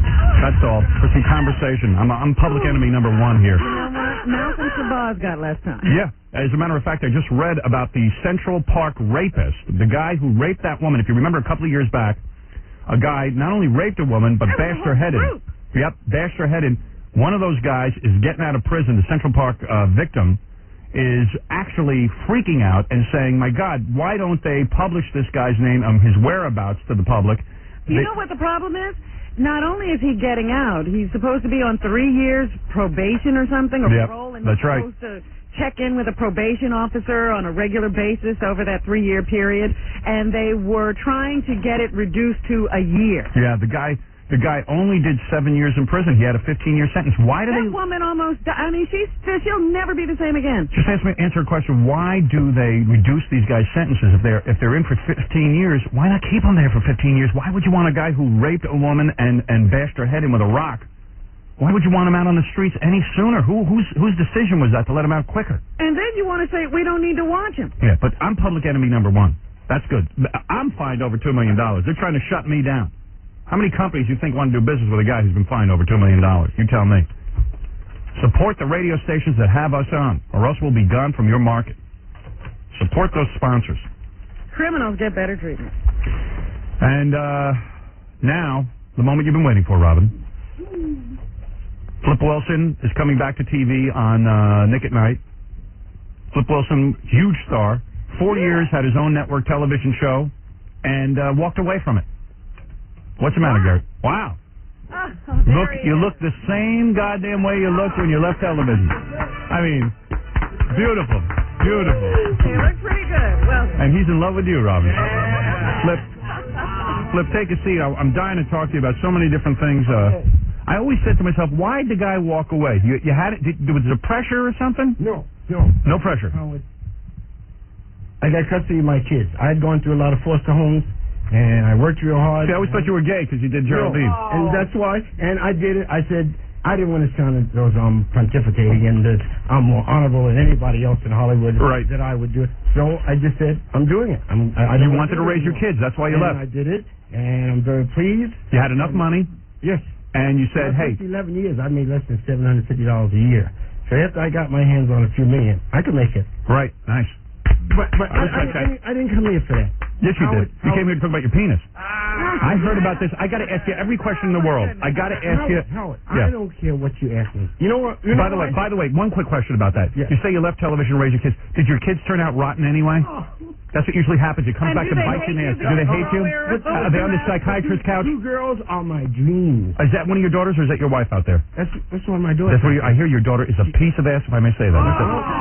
That's okay. The guys have been out there talking. My buddies say that. Does that drive you crazy? My buddies. They do. No, I don't mind. Is she married or single? No, she's not married. She will be graduating in 2 months. She'll be a midwife. Is that right? She wanted to deliver a baby. Really? She could be a midwife? Yes. Well, she could be my midwife. I'd like to meet her later. When am I delivering? I don't know. Anyway, let me ask you this. Yeah. Forget about television. Forget about everything. Okay. Who cares? Okay. All right. Here's the important thing. Yes. Your penis was made wider? I could have had it made longer. You could have. You could. Well, tell me all about this. Now here you are. You must get tons of chicks. But I'm willing to talk to you because it's very hip. Yeah, it is hip. I want to talk about it. But am I going to get a chance to chat with Robin? You answer all my questions. You can chat with Robin. I understand you're attracted to her. Is there a possibility? Yeah. Is there a possibility? You're attracted to Robin? Yes. Yeah. I mean, a lot of guys are. It's not just me being attracted to Robin. I know that Robin is attracted to me. Well, since she heard you're wide, she wants you. My son, didn't you meet my son a few years ago? Maybe with Jermaine. My son came back off the road, and he said that he had met Robin, and Robin said that she looked forward to meeting me because she was a very big fan of mine. Oh, yeah, she'll do you. That's what my son said. All right, wait a second. So, well, now that he's wide... I came here... All right, wait, you got to go back up, though. This is fascinating to me. Forget about leaving... Here. I normally would to just... meet you. Oh, my. And I want to ask... Okay. No, let me ask this question. We're going to get to my penis in a minute. Yeah, please hurry. Okay. Because, I'll tell you what. Right. I'll let you ask. No offense, the audience has been waiting 2 hours to talk about your penis. Okay. All right. Here you are. As far big as star. I'm concerned, yeah. I would have, at the beginning, said my penis was out. Okay. But now my penis is in. All right, first of all, I think it's great when a guy comes on and promotes the fact that he has his penis wide. I like that. I hate guys who keep that stuff a secret. Because you know it'll eventually come out somewhere. Someone will talk about it. Why would a guy not want to talk about it? Exactly. I think it's great. I think you're terrific. That's what I'm saying, okay? I think this is a great interview. What made you want to do that? Because I thought I'd get to meet you. All right, let me get this straight. How many, had your whole life had you said, let me tell you. I'm not well endowed. Is that what you said? I was well endowed. And being a black guy, the myth was always that you have. The length was not a problem. No, let me get to the point that really interests you. Right. It cost $35,000. To do that? What? Yes, just a minute. Go ahead. And you know, they saw you coming. Listen, no, I'm serious here. Go ahead. The guy put the implant in crooked. Yes. So when you pump it up, the pump part was pressing the end of the membranes. Yes. And my penis was bent. Yeah. So Caca. I went back to the doctor, and he said, "You're crazy. I'm not fixing it again." So I had to go to another doctor. So wait a second. And pay another $35,000. No. All right, let me get this straight. I have a $70,000 penis. Wow. Let me ask you something, though. No, but listen. Yeah. But I got a million questions. When the guy, okay, what you would have wanted to know this. Okay, go ahead. Okay, so when I went back to the second guy and he fixed it, and I swear, really, I had you were aroused for 17 days straight. 17 days. What? What'd you do with it? Thought about you. Let me tell you. Is that because they had, in other words, to make the proper adjustment and make sure that... That's right. And were you able to leave the house with... Leave the house? I noticed you wear baggy clothes. Is that to hide it? I laid on my side. Right. And I must have taken what I had. That's what I call wood, Robin. What I had to avoid doing was going to sleep and falling over on. Right. That's petrified wood, baby. That's petrified wood. Now, wait a second. But now... So you couldn't leave the house for 17 days, whatever it was. 9 months, Howard. 9 months. Because of the first time. Now it sounds to me like you didn't have a wide-in. You had an implant put in to help you get aroused. Huh? You needed something to help you get aroused. Yes. Right. And I went to the doctor, and let me Why did you stop getting aroused? What went wrong? I didn't stop. All right. I went to the doctor, and I said, hey, this is advanced techniques. Right. And I feel that I should take advantage of it now because my recuperative powers would have been greater Right. at a healthy age, and I had the money. Right. So let me tell you. So the doctor. At this point, though, clear it up. What are you even doing in the doctor's office? At this point, how many penises do you have right now? Do you have more than one? All right. No, you have the same one. All right, go ahead. Same penis. Go ahead. Same penis. So the doctor said, he gave me the needle. You know, he hit me in the penis with a needle. Right. And then he took away the little rubber doll. Right. That's all right. So then he came back. And he said, well, what do you think of it? Right. He thought, and I said, Doctor, this is it. That's it. That's it. Said it was better than this before I came in here. Really? It was worse. So I said, Doctor, has your wife ever been to Tahiti? Mm-hmm. He said, no. So I said, Doc, why don't you take your wife to Tahiti? Right. I want to see the finest penises you got. Wow. And the doctor said, well, I could have given you a needle. Wait, you got to clear this all up. You're all over the place here. No one understands. He said I have. Forget it. Wait, let me just answer my questions, all right? Because Robin is ready to spread her legs during the next commercial. You got her completely worked up. All this talk has gotten her horny. I don't see why you want to cut short on my penis. No, I don't want to cut short on it. Let me understand something. Yeah. This is a couple of years ago. How many years ago are you talking about you had this done? Why? What does that got to do with it? Well, I'm asking questions. I'm curious because I'm fascinated with what you did. I still don't understand what you did. You either widened it or you actually were having trouble getting aroused, and then you. You know, I didn't have to widen it. Right, it was fine the way it was. Yeah. You were having trouble getting aroused. I was not having trouble. I wanted to avoid having trouble. Oh, while you were young and in other words, I've never heard of somebody. It's like preventative maintenance. Yes. That's incredible. What? That's incredible. Howard, have you ever been in bed with 8 women of 8 different nationalities? No, I haven't. Have you? Then you don't understand. You wouldn't understand. So you have had that. You've orgied. I've had a wonderful life. Okay, you're saying that you would be with so many women that you wanted to be able to maintain your arousal longer. Not all the time. Right. Yes. Okay. And you were Okay. saying, hey, the only way I can do that is through medical science, so I could satisfy 8 women at a time. Now we're getting on. Wow, that is The strange. opportunity of not being able to do that was there. Right. And I had the means. Is that really true? Howard. I don't believe I've this. never heard I don't believe it. No, okay. I don't think you're being straight with me. I don't think you're being straight with me. You don't have to believe me. I want to believe Robin will tell you. Robin ain't going to tell me anything. No, I mean, you have the opportunity of telling me. I know you don't know. See what happens when a guy gets too much money? Starts messing with his penis. I know. All right, I think what you're saying to me is, I'm going to read between the lines here. You don't have to read between I say you had a problem. I don't have a problem. You had to have had a problem. No guy messes here. Show that to me. Let me see it. Let me see it. Let me see. Pump it up. Is there a pump? Right now. Go ahead, pump it up, please. Okay. He is. He's pumping it up. I swear to God, he's pumping it up. Is there really a pump there that you can pump? Yes. Wow. It's a pump. Wow. And look. I'm trying to stay close to the microphone. All right. Could Robin come out and pump? Robin, come over here and pump it up, please. You got to do it. You're telling me Robin can pump it up for you? No.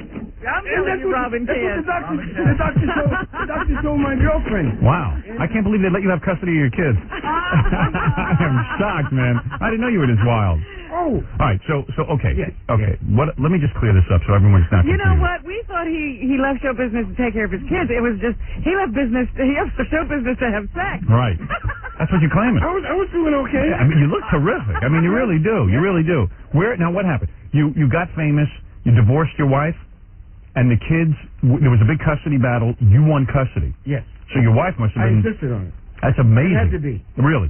And I'm very proud of that because so many people say that black fathers don't take responsibility for their family. And you did. Well, I did. And what about your wife? Did she visit the kids? Yes. She did. Yes. She did. Yes. What happened? Were you married a long time and then like all of a sudden you got famous?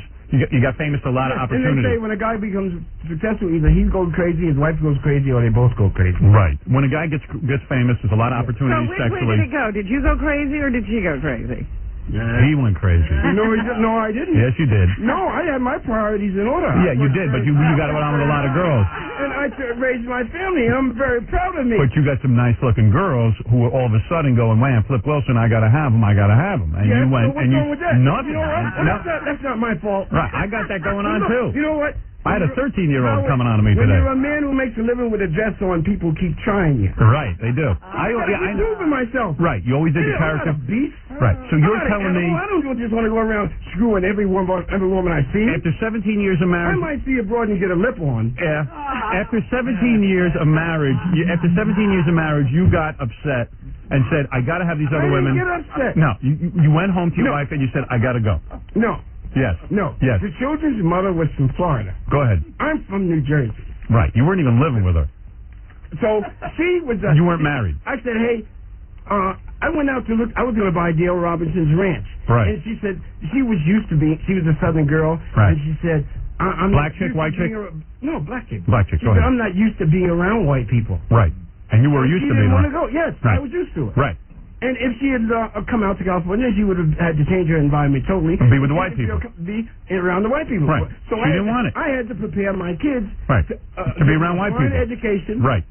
No, to get them a fine education. Understood. And teach them I admire that. How to handle the responsibility for this money. Yeah. And to be able to save a few more black kids themselves. So you said to your wife, assimilate or masturbate. We got to do what's best for the kids. Right? Right? We got to do what's best for the kids. And what's best for your dating. And she said, okay. Right. So, that was the end of it. That's all. No, that wasn't the end of it. Yes, it was. The end of it was the financial agreement. Uh-oh. Howard. How much money did you have to pay your wife? How much? How many millions? $1.5 million. $1.5 million. That's back then. That was back then. That's a lot of money back then. Now $1.5 million, you can't live on it. I know. But back then, $1.5 million was worth... Went a long way. That went a long way. Yes. In fact, rumor is you blew about $950,000 in condoms alone when you were so busy. All right, anyway, so here's the point. Flip Wilson was on TV. He walked away from a show. Great show. His show is going to be... That's right. Somewhere along the line, he decided that because he was orgying so much, this is what he claims. I don't buy this for a minute. He does have a pump for his penis. I have a pump. Right, I know. I saw you pumping it up. He was just pumping it. I didn't lengthen. Right, you didn't lengthen, you didn't widen. It's just a pump to help you get aroused. I just talked me into lengthening it. Understood. He said he could add 2 inches. So when you're with a woman... Doc, I don't want to hurt anybody. Right, when you're with a woman now, you stand there and there's a pump that literally you just pump up and you can be with a woman. Well, the doctor showed me different techniques. Right. Wow, isn't that amazing? What are these doctors up to? There are millions of diseases. No, he must have had a problem. No. You had to. Nobody gets a pump if they don't have a problem. Nobody gets a pump if they don't have... The doctor showed me some unique techniques. Right, Jackie? You don't just fool around down there unless it was absolutely necessary. Absolutely not. Right. I mean, a guy... It's never going to be the same after somebody fiddles. Right.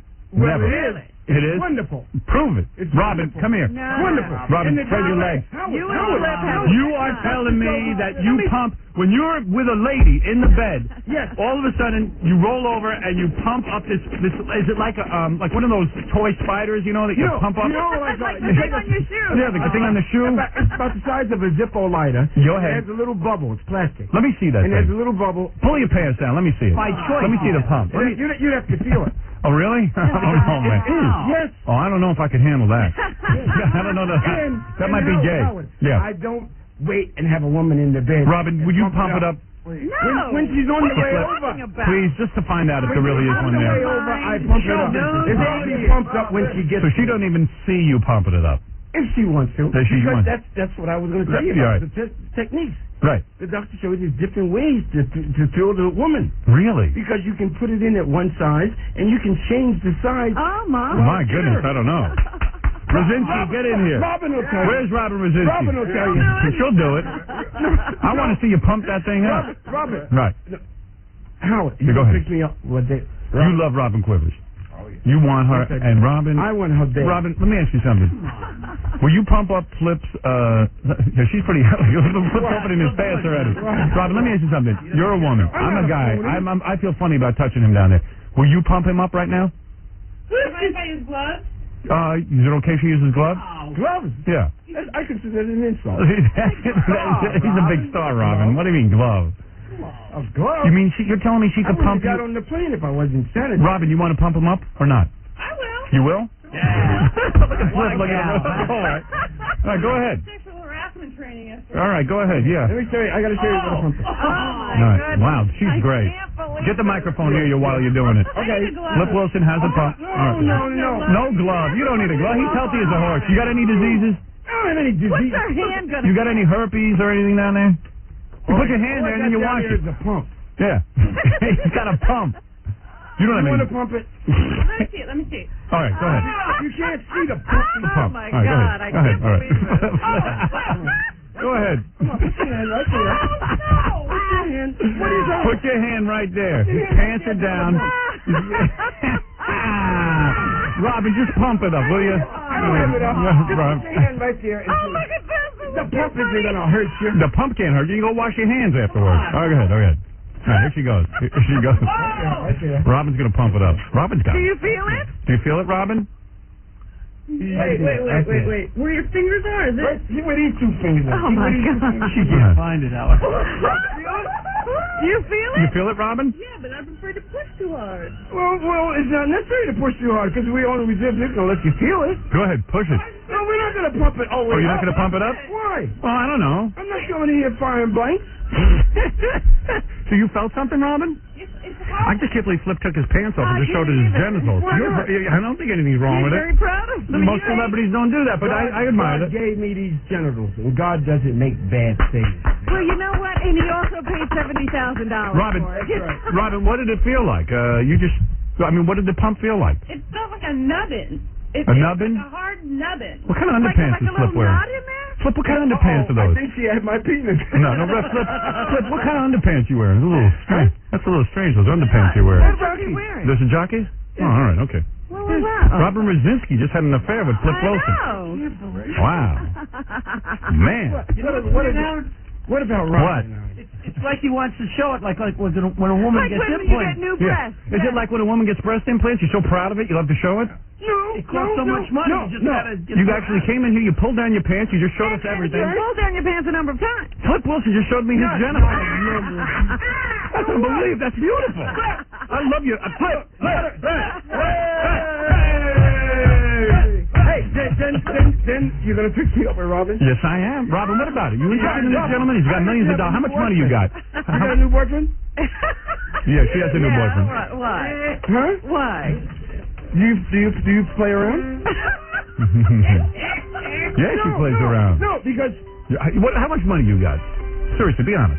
What, you got a couple of million? You got a couple of million, right? A couple of million. Yeah. If I had a couple of million, I wouldn't have stopped. You wouldn't have. Howard, I never touched the principal. What does that mean? That means that From the all of the beginning, money he ever took had, out of show I business, never had more he than a still had. $300 a week allowance. And you're saying I you never live on the touched- interest. You live on all the I interest. also owned 7 companies. I didn't know that. How do Yes. I know that? I owned Little David Records. Yeah. George Carlin sold 7 million albums for me. Wow. For my records. I sold 2 million. I owned 7 companies. A brother, a black man owned the record company, And let me say something. and wow, that's nice. He never showed up on the cover of Ebony. And the only thing you ever bought is a penis? That's the only Same. splurging he ever had. I bought quite a few houses for lawyers. Right. So you had record company, you had yes. 7 Publishing business, company. publishing. Wow, I didn't know that. Production company. Wow. I never wanted my audience to think of me as a tycoon, or there becomes a separation. Right. between You us. want to be I like just one of the wanted to regular be people. Flip and Geraldine. See, I and never knew my that. buddy, and they're happy, and that's it. Right. What'd you say? Just another guy who spent $70 grand on his penis. No, but Right. You're right. But in other words, you did very well for yourself. Even outside of the Flip Wilson television show, you had a whole thing going on. I had quite a few of those weeks when Vegas used to pay $200,000. Wow. I had quite a few of those. Nice. I saved the money, Howard. Hey, you're great. Hey, so, and then you said I had enough. I'm going to go raise my kids. Okay, I get it. I mean, you got to do what you got to do. All right, let me ask you a question. This is kind of weird. What? You're saying you will actually turn into Geraldine, your most famous character, but as long as the TV camera is not on you. Yet you'll show your penis to the TV camera, but Geraldine is... Geraldine, what is it? You don't want Geraldine to be seen as a man. You only wanted her to be seen as a woman? Is that the reason why? I know your manager said he'll do Geraldine, but he cannot be on TV. What I said was... Go ahead. Geraldine and I do not get along. All right, go ahead. Geraldine is a separate she person. and I are never interviewed together. All right. So if we do Geraldine, should I put a bag over your head and you can pretend to be Geraldine or something? No. Let me talk to Geraldine a little bit. Geraldine, baby. No, because you guys are gonna. I won't air it. It would destroy. I'm an artist. Yeah. It would destroy the illusion. He's of not my in the character. Geraldine. No. Let me tell you. Geraldine has a penis implant. Let me tell you. What? Okay. All right. Give me a chance. All right, go ahead. Mickey Herskowitz, who does all the biographies. Yes. came out to Mickey had written mine. Go ahead. Mickey came out to do Betty Davis's autobiography. Go ahead. He went over to Betty Davis's house. Yes. And Betty Davis said, "Where are you staying? Because you can stay here if you're staying." He said, "No, I'm staying at Flip Wilson's house." Go ahead. Betty Davis said, "You know Flip Wilson?" He Yes. said, "Yes." She said, "Would you give him a message for me?" And what is it? And he said, "What is it?" That's what he said. Huh. And she said, "Tell him that he's one of the finest male actors that I have ever seen." Go ahead. And Mickey's asked, So why'd she put you in a movie? Mickey asked, Yeah. "Would you mind if I print that?" She said, "Not at all." Then she said, "Would you like to know why I say that?" Yeah. And he said, "Yes, I would." She said, "Because he's the only man to ever create and portray a female character that women accepted." There you go. And that as an artist, he has never broken the illusion by speaking in his male voice while he was dressed as a character. Really? Who the hell would even think of this? Betty Davis. I can't believe it. I can't believe Betty Davis has a lot of free time, and no wonder she died lonely. Was she senile when she did this? What the hell is she talking about, man? That's a woman who's way out there. I gotta tell you All another. right, wait a second. Let me understand something now. I gotta tell you another great Betty Davis. All right, go Real ahead. short. All right. Because you know no one cares about Betty Davis. Oh, you listen to this. All right, go ahead. Okay, go ahead. All right. Like this. You're the only one who cares about it. Zsa Zsa Gabor. Did you show Betty Davis your penis? No, I didn't. All right, go ahead. Supposedly, Yeah. Zsa Zsa Gabor entered the lobby of a hotel in Switzerland, and Betty Davis was there, and Zsa Zsa goes over to her and said, "Miss Davis, my name is Zsa Zsa Gabor, and I'm a great fan of yours." Right. And Betty Davis says, "Of course you are." That's beautiful. I can't believe you showed me your penis. I don't care about any of this. You can't even hear a story. And I can't believe Robin If you Brzezinski don't just pumped it up. If you don't fix me up with Robin, I'm going to show you my ass. No, I don't want to see that. What did it look like, Howard? It looked, I mean, it's a nice size and everything. I mean, yeah, very nice. Okay. By the way, also, you were maybe like the first black entertainer to get his own TV series, I think. Well, Nat King Cole had Bill Cosby was on, what's the name? He was? I think I'm the first black one to own it. To own it. Yes. Wow, that's smart. Because business is twice as big as show. So- I went into show business. And now, when it goes on Nickelodeon, which the show, by the way, is, you got to go watch these shows That's because right. it's pretty wild. On the 18th, they're going to be From 9 to 3 hours. midnight, 3 hours of Flip Wilson, 9 to midnight on Nick at Night. So you get paid because you own the show.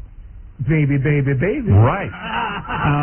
Full frontal nudity? Out with the old money, in with the new. Full frontal nudity? Everything. Right. And then give them the rest of the information. Yeah. You got the rest, because I don't have it. Hold on, you got some calls here going. What's that? I'll give you the whole information. Hold on a second. Okay. Okay, hi.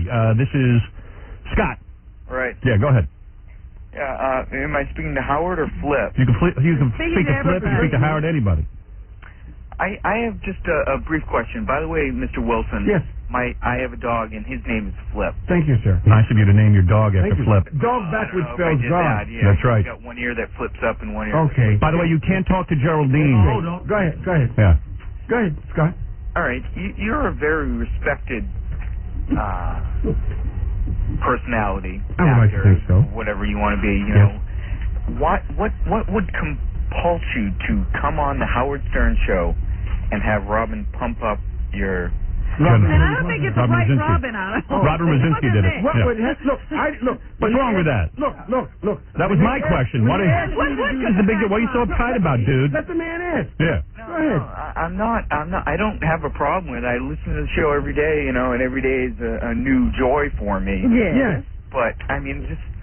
Well, today had to be mind-blowing joy. It's certainly blown our mind. Didn't it blow your mind? Absolutely. Absolutely. Forget this guy, man. Just forget him. I think people expect to have their mind blown. All right, let me ask you Howard something. and I. So white people accepted you and black people accepted you. One of the first entertainers that enjoyed a white audience and a black audience. Yes. So now is it difficult for you to, like when people say to you, is O.J. guilty or innocent, do you have trouble with that one? Because the black community thinks that O.J.'s innocent. And the white community thinks he's guilty. Where do you stand on that issue? I don't feel as though I have a right to comment. And that's my obligation to both the black community, myself, and O.J. Oh, no, wow. You know O.J.? You know O.J.? My son and O.J. played golf every Monday. I never met O.J. Really? Oh, yes. Let me yes. All right, yes. easy. No, just a minute. Can I ask Let me Geraldine if tell you she knows O.J.? Yes. Let me tell you why. Go ahead. Because on the last taping of the Geraldine show, Yes. I had Geraldine get married, and Killer didn't show up, and O.J. stood in for Killer. You calling O.J. the killer? Yes. Killer. Yes. Yeah, O.J.'s a killer. That's it. O.J. stood in for Killer. You know O.J. killed the girl, right? You know that. Come on. You know that. I don't know You don't want to say anything. And what do you do you mean? All right. See? I have principle. What do you see? What do you see? I think you're jumping to conclusions. Flip's afraid to say he thinks OJ's guilty. You're jumping to I'm a conclusions. public figure. He Okay. had personal association with the guy. Well, I don't care. I have a personal association with OJ, too. No. Let me see your penis again. Come on, check it out. Yeah. Anyway, listen, Flip Wilson, here's the deal. The Flip Wilson Show is coming to TV. Yes, okay. It will start this Monday night with a 3-hour showcase from 9 to midnight on Nick at Night before it falls into its regular daily time slot on Nick at Night's new 24-hour classic TV network, TV Land. So what's going to happen is you'll see it on Nick at Night for 3 hours straight. Right. And then the show will move over to the new network called TV Land. I see. And then the Flip Wilson Show will air. And you'll see, like, all the great guests. See Flip doing Geraldine. What? We're going to have the 3 hours. Yeah. And then the next night, the show will be on at 9:30. On Nick at Night? Every night, yes. Oh, really? And it moves Some of this over, does. then it moves over to TV Land, and they do the 3 hours. And then the next show, next night, it will be air at 9. I'll be on 2 networks. Wow. Why don't you have that straight? I just read what's in front of me, man. I mean, what do you want from me? I'm shook up from seeing Flip's penis. Big money. Big money. Big money. Big money. Big money. My man is still making the big money. There you go. Big money. What is it, Baba Boohai? Hate to do this because love Mr. Wilson, but Howard, you are correct. Mr. Wilson is incorrect about what Baba you're sharing. Okay, good. All right. I am right. I am right. I am right. You're wrong. I don't even know what's happening now. Just look at the TV guide. Howard was right. Hey, where's Flip's daughter, man? I want to meet her for just 1 second. I want to take a look. You mind if I take a look? What do I care for? How old is she? She's an adult. She's 27. Today's her Nice. birthday. Oh, I love 27. Oh, well, happy birthday. That's 1 year away from a bad It's year. going to cost you Robin. Yeah, really. I mean it. You can have Robin anytime you want. Excuse me? Yeah, just go over and take her. I don't care. I'd love to see you do it. Stacy. Wow. Hubba. Yes. Hello. So you know your dad had an implant? Of course she must have. You knew it. I saw it. She's a nurse. She is? Yes, almost. You are. You're a beautiful girl. Thank you. I'd like to go out with you later. I'll tell you what, I'll go out with you and Flip will go out with Robin. We'll double. Yeah. You proud of your father that he took care of you as a kid and everything? I'm very proud of him. Right. So, well, that's cool. You got Was to he look. a good dad? Doesn't he look like a good dad? He was a good No, he don't look like a good dad, but I imagine he is one. He looks like he's a demented dad. I'll tell you that. He's wild, man. A lot of fun I would have loved a dad like you. He is the most honorable man I know. There you and go. will ever know. That's beautiful. So you don't go to a psychiatrist, complain about your dad and his penis and his implants. Never been in therapy. Love your father. Nobody. God and him.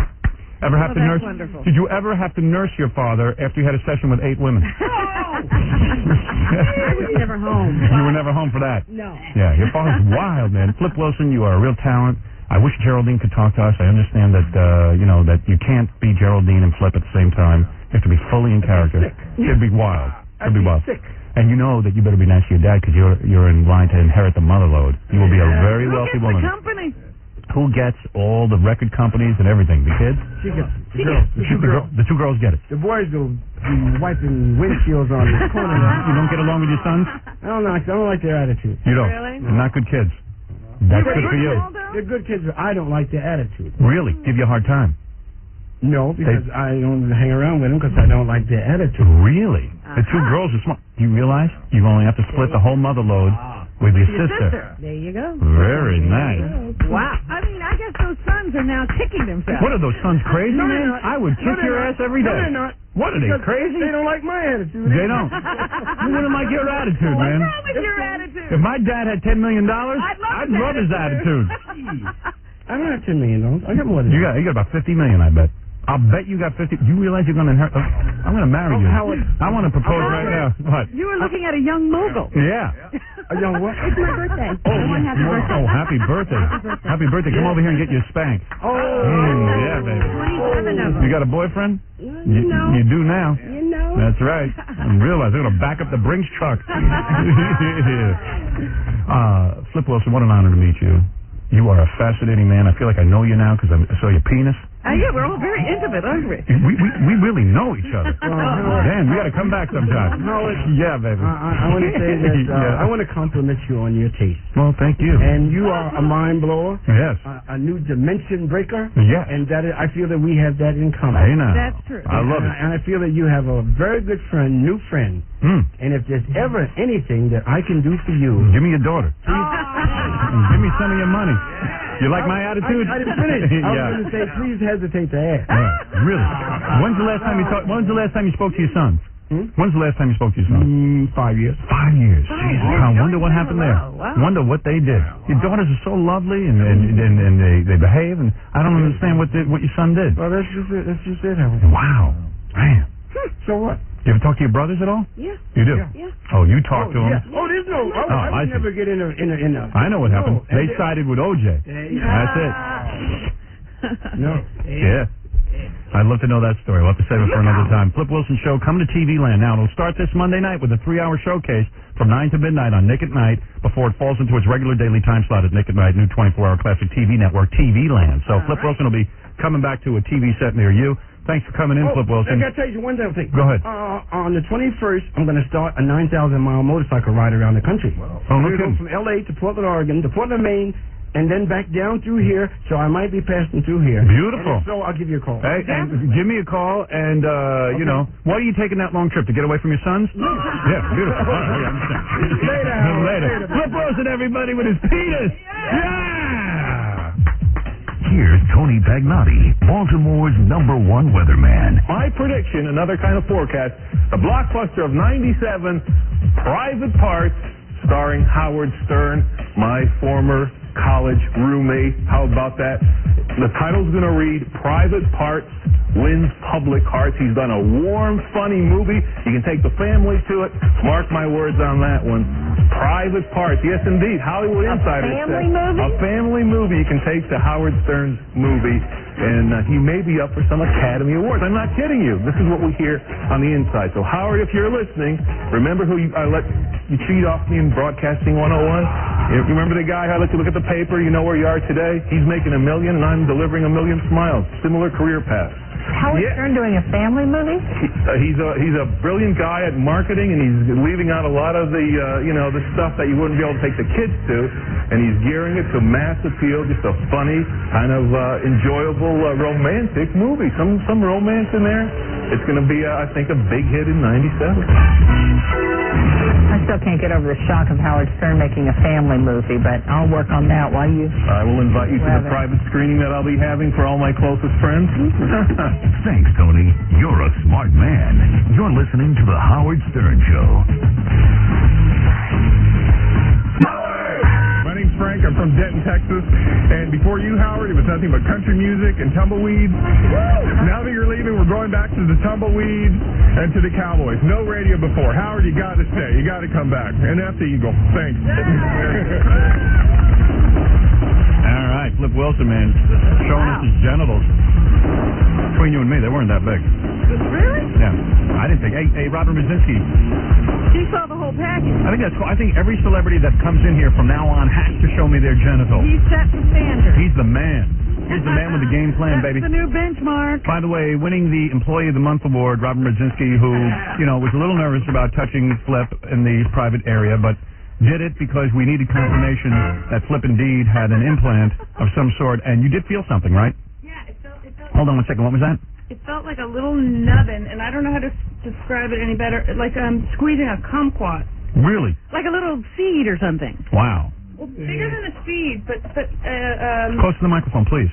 Sorry. You can lift the microphone, Robin. Yeah. She won't touch anything now. Now she's not even touching the mic. Size of a grape. The size of a grape. Mm-hmm. Exactly. And then you Howard. squeeze it, huh? Yeah. You want to see it again? Because it's pretty funny to look at. Because they got a lot of different angles on The it. replay. On the genitalia. Okay, go ahead. When I Let me saw see. him pull his pants down, I was in shock. Yeah, that was cool. That was a really cool. Flip Wilson's the best guest we ever had. Absolutely. He just zoomed right to the top. Yeah. He will not be outdone. If man wants to get back into show business, he just did it. Beautiful. You know what's really weird, too? Here's a guy who gave up show business for his children to raise his 4 kids, and as I predicted and as you predicted, Robin, See, two of the kids don't even get along with him. Well, you know what? We've always said, don't do anything for your kids. They're going to hate you anyway. Yeah, they hate you. But it sounded like he gave up, he gave up show business for his kids. That's right. All right. He gave up his wife for other stuff. Well, yeah, he's honest. And maybe they just didn't, maybe they were mad at him for that. Mm-hmm. Well, I don't know. Who cares? He was, making sacrifices. Right. Well, that's what's going on. That's the same thing that goes on with Ken Norton and his son. What's that? Ken Norton, the fighter. Yeah. Something happened with him and his wife, and he raised his son. Right. And I always read these articles. He said, I changed that boy's diapers before they had disposable diapers. I was elbow deep in S, he would say. Right. And now they don't get along. They don't talk to each other. Yeah, that's weird. Always weird, man. And it's usually fathers and sons, have you Yeah, noticed that? yeah, evidently. The daughters are okay with that. And that daughter's going to inherit a fortune. Yep. So, Robin, way to go. Employee of the Month, Robin Rosinski. Thank you. Who, I was just disappointed I couldn't see this. What is it, Doug? You got the tape? All right, so put it in. What are you guys doing? Play it from the other room. What are you bothering me? Get out of here. Get lost. He only comes in once a week, so he doesn't know what goes on. I know. Get him out of here. Get all those E guys out of here. So, anyway, Doug, you couldn't see the penis itself. Oh, yes, she could. Well, I saw it. Of course she could see it. Well, I mean, I saw it. How could you not see it? He had his pants off. I don't know. It was dark. Jackie Penthouse, Joe Page, Martin. You didn't look. That's why I saw you turn your head. Did you? He was trying to look. Here we go. Here it is. Here's Flip. Here's Flip removing his pants. You'll see in a second. There's Robin Rosinski looking beautiful. Yes, because I don't know if you could see where you were sitting, Howard, but they got a pretty good shot of. I saw everything. The man, I thought he was just gonna she was gonna just shove her hands down his underpants, but he took his pants and his underpants off 2 seconds ago here in the studio. Showed us his genitalia. There's Robin asking for a glove, which he refused. Flip don't want no glove. He wants contact. He's got his move. Oh yeah. Hey, want to come pump me up? See what it's like? And Robin, you look cute. Very good on camera. Very photogenic. Look at those underwear Flip wears. Aren't they weird? What are they? They look kind of old and ratty.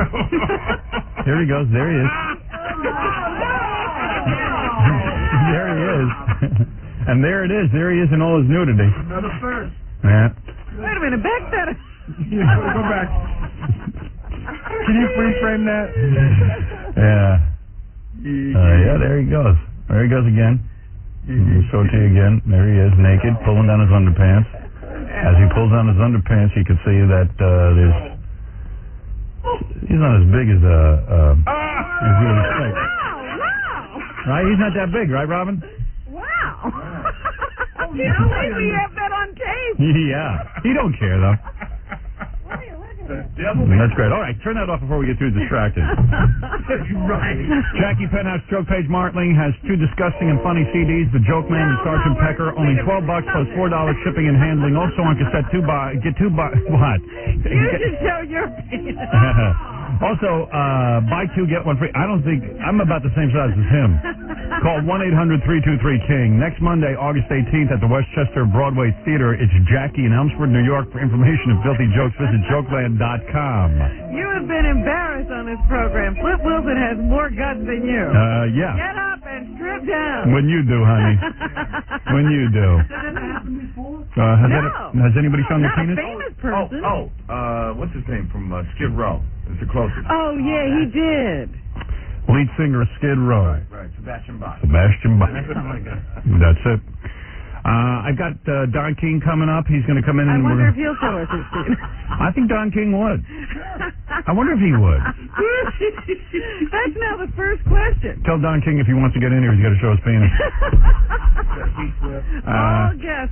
Don King, I haven't seen him on too many shows since the ear biting incident. Can't wait to talk to him about it. Probably be calling Mike Tyson live while he's here. Well, that would be interesting. That's going to be good. I heard Mike Tyson was a fan of the show. Yeah, he is. He says intellectually it stimulates him. Also, we have tape now of Jackie Martling performing at Stuttering John's wedding. Yeah. A drunken Jackie going on way too long. You'll be hearing that. The beer song or the pot song? Beer and pot song. I thought this went away. It did in his back. Can I show my penis? Yeah, quickly. It's really important to let you know. Jackie, he has no concept of what happens when he gets loaded. I had to bleep this tape, seriously, we bleeped it about 8 times. You use the F word 2 or 3 times in front of the whole crowd. The S word a bunch of times. You called some people a-holes. But Jackie goes, I didn't curse. Yeah, well, he doesn't know. He was loaded. This is in front of John. He was loaded. He was on the beach. His wife's legs were spread. It was just unbelievable. Daniel, you're on the air. Hello? Yeah. Hey, I want to know if there's really going to be a show going up against Saturday Night Live. Oh, this is still going on. Yeah, a lot of people are calling and asking if I'm going to do a TV show against Saturday Night Live. The only thing I can tell you is what I said yesterday. It's becoming more and more real, you know. As far as the rumor about David Letterman producing the show, that would absolutely not happen because, number one, I haven't talked to David Letterman about it. Number two, what do I need him to produce it for? Because he's too busy. He's not going to be a hands-on So now producer. you're saying you are talking about doing a show. I've been talking about it for 5 years. I've always been upfront about it. Have there been recent talks? There's been talks every day for the last 5 years Every day. about me doing a show against Saturday Night Live for CBS Okay. and for another network as well. All right. Oh, so then there is substance to this rumor. Well, there's some substance. I mean, you know, and the thing is that I'm thinking about it. Look at Jackie's over there saying, you see, I told you he was lying. Yeah, well, I didn't say nothing. Whatever. And that's that. I'd be happy to go against Saturday Night Live, except they got to clone about 20 different people out of me. Chris, you're on the air.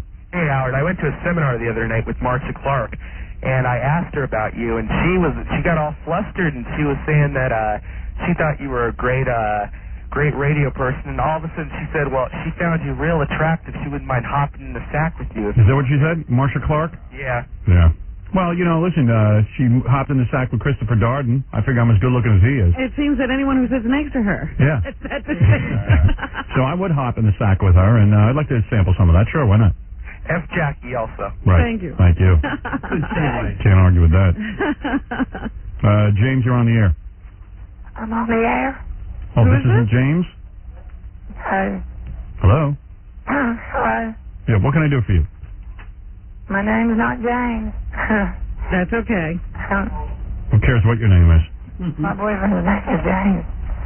My name's Lisa. Yes? What's wrong with your voice? I'm kind of, my boyfriend, he decided to choke me. My old one. This is what Barbara Streisand's afraid of if she gets a nose job. You know what she just said? Her boyfriend choked her? Tried to choke her. All right, I can see why. She's annoying. Oh, well, I just got me a new one. What? I just got rid of him, got me a new one. Is that why your voice is like this? What did she say? I don't even know. She said her old boyfriend tried to choke her, so she got a new one. Oh, and your voice was like this because he tried to choke you? Yeah, you think you're lying. I shot him in the ass in gym. What'd she say? She shot him in the house. I don't know what She shot him in the ass, he said. In the ass? Yeah. And he still didn't learn. All right, I gotta go. I can't take your voice. I don't understand what we're... Why are you calling us? We was calling to tell you that we like y'all a lot better than John Boy and Billy. Thank you very much. Who's John Boy and Billy? The one in Charlotte. Charlotte. Yeah, we have a better show than John Boy and Billy. We're already beating their ass. I want to come to New York and see you. All right, come on down, honey, so we can choke you. Kelly, you're on the air. Hi. Good morning, love. Hey, we can hardly hear you. Hi. Can't hardly hear you. Oh, you're kidding. Yell. Oh, God. Listen, this is Kelly with SOS down in Dallas. Yes? How y'all doing? Save our stern? Yes, we're psyched. Okay. Is it rally time? Yeah, tomorrow morning, and tonight we're having a pre-rally pep rally. A bunch of folks are getting together in Dallas to have a rally in front of the radio station. Probably it's a rally/orgy. And Melrose Larry Green has put this together, believe it or not. No. He's appearing there or something, I don't know. Yeah, he came to town. Right. And they're getting together, some Dallas fans. Of course, Well, it's nice to see that people really they do care. Yeah, well, we'll see how many people do care. I bet you, I predict 50 people will show up. Oh, Howard, you're going to be so wrong. Well, I hope I am wrong. This is nothing that, I know it's hard to organize something like this because once you're off the radio, there's really no rallying point. Yeah, how do you get people together? Hey, the fans are psyched. We've got emails going and voicemails going, and there's tons of people. You wouldn't believe it. It's crazy. All right, honey, good luck with that tomorrow. Hey, I heard you read my letter on the air yesterday. Absolutely. All right. Well, you call us when it's all done and tell us how it worked out. Yeah, absolutely. We have to do it. We have to know everything.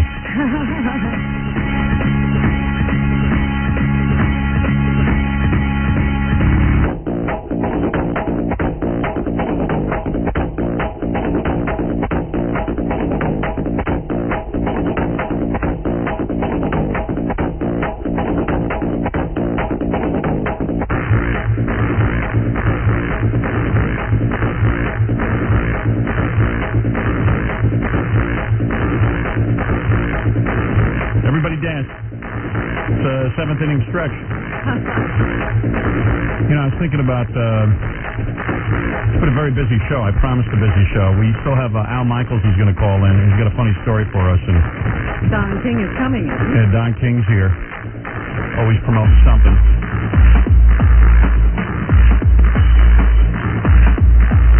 See the Mariah Carey video on MTV? No, I haven't seen that one yet. Boy, is she a piece of ass. She got a nose job. She got a nose job. She did? Yeah, she looks happier than ever now that she's free. No offense, Tommy. I wondered why she married him anyway. Well, She was a young girl. she got caught up in it. You work together with a person sometimes and you mistake love for, business. Yeah, it gets all confused and jumbled. Like a set romance. Yeah, like something like that. I don't know. Something like that. It's a set romance. Because, I mean, he's so much older than she is. He's a powerful guy. He was the Svengali of her career. She was afraid of losing his influence, so she married him. He was afraid of losing her for business reasons. Yeah. So she said thank you with her private parts, that's all. That's how it works. I understood his rationale. I didn't understand her. Hey, Tommy's a good guy, I know. I know. He's a likable guy, I'm sure. Right. Powerful What do man. I know? What do I know? Thank you very much. I could understand why she married him. He's the president of a record company, and she probably got, all artists... She was already a star. Yeah, but all artists are insecure, and it's also weird. It's like, he's the guy, she starts to think, he's the guy who made me. There's so many singers who fail. I need him because he's always out there pushing my career. He's making sure my records get played at radio stations. So she needs him. He needs her because she's an artist who sells records. Mm-hmm. And the two of them need each other. Well, apparently she's discovered she doesn't need him. He was her Don King. Well, now she doesn't need him, yeah. But, she probably realizes now she doesn't need him all along. Yeah, and Tommy's probably going to have a young girl in 2 minutes. But the point is, he took her and he locked her up in a mansion. Yep. Like a prisoner in there. Hey, I think the funniest marriage is that Celine Dion, who I think has got a nice body, but she got a whacked out face. Celine Dion, with that old guy of hers. Yeah, when she was like a little kid, she had some singing talent. So this old guy is hanging around the family and stuff, and he's like putting up money for her to make records and everything. She's a little kid, turns 18. All of a sudden, they're romantic with each other. Yeah. Now she's married to this like 60-year-old guy. And she's trying to have a baby. It's the whole big deal. It's like, we want to have a baby. We want to have a baby. Really? Baby. And he's like her grandfather. I know. Well, he's smart, man. It's like buying AT&T stock in 1922. Anybody who did that made $1 million. He saw something good in the rough. You know who's like that, too?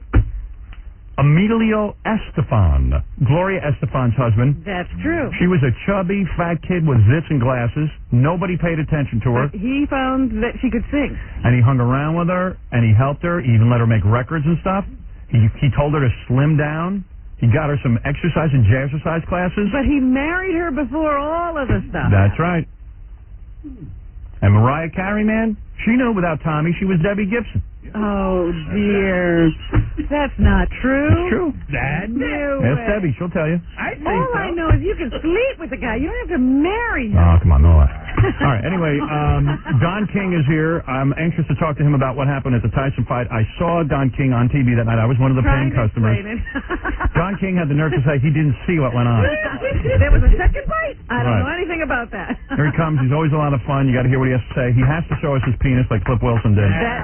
Before we will speak to him. Here he comes. It's a big morning. Don King. Tomorrow I will get to the homeless game. I know I got a bunch of tickets to give away. Yeah, we got trips, don't we? Right. What do you get? I don't know. I think he's pumping up his penis. I don't know. He doesn't want to come in there and embarrass himself. Right. There he is, looking better than ever and more handsome than ever. Don King. Wow. And entourage. Who you got with you? Who is that, Don? Is that one of your kids or something? Is that Don King Jr.? Or is that one of your lovers? I don't know. You love women. You love women, right? What is that? You heard a rumor? Here we go again. Is that one of your new fighters? I don't know who that is. Who's that? He doesn't look like a boxer. Who's that brother over there in the corner? It's Isidore. Who's that? Isidore, the Black Moor. Oh, yeah? What is he, one of your bodyguards or something? You must be bodyguards, right? You think you need bodyguards with us, though? No. I'll kick your ass. Yeah, no question. Ain't no question. You're doing it. You're a powerful man. I know you can beat my ass. Go ahead. Yeah. I love Don King, Howard. You should see he's out there with the entourage, and you know what they call him. What? It's DK. DK. DK needs coffee. Wow. Oh, no. Only in America. Don't ever forget it. The greatest country in the world. Oh, man. DK needs coffee. All right. Funniest statement I've ever heard come out of your mouth. The fight goes on. Tyson bites the ear off. They come up to you, and they're on your King Vision.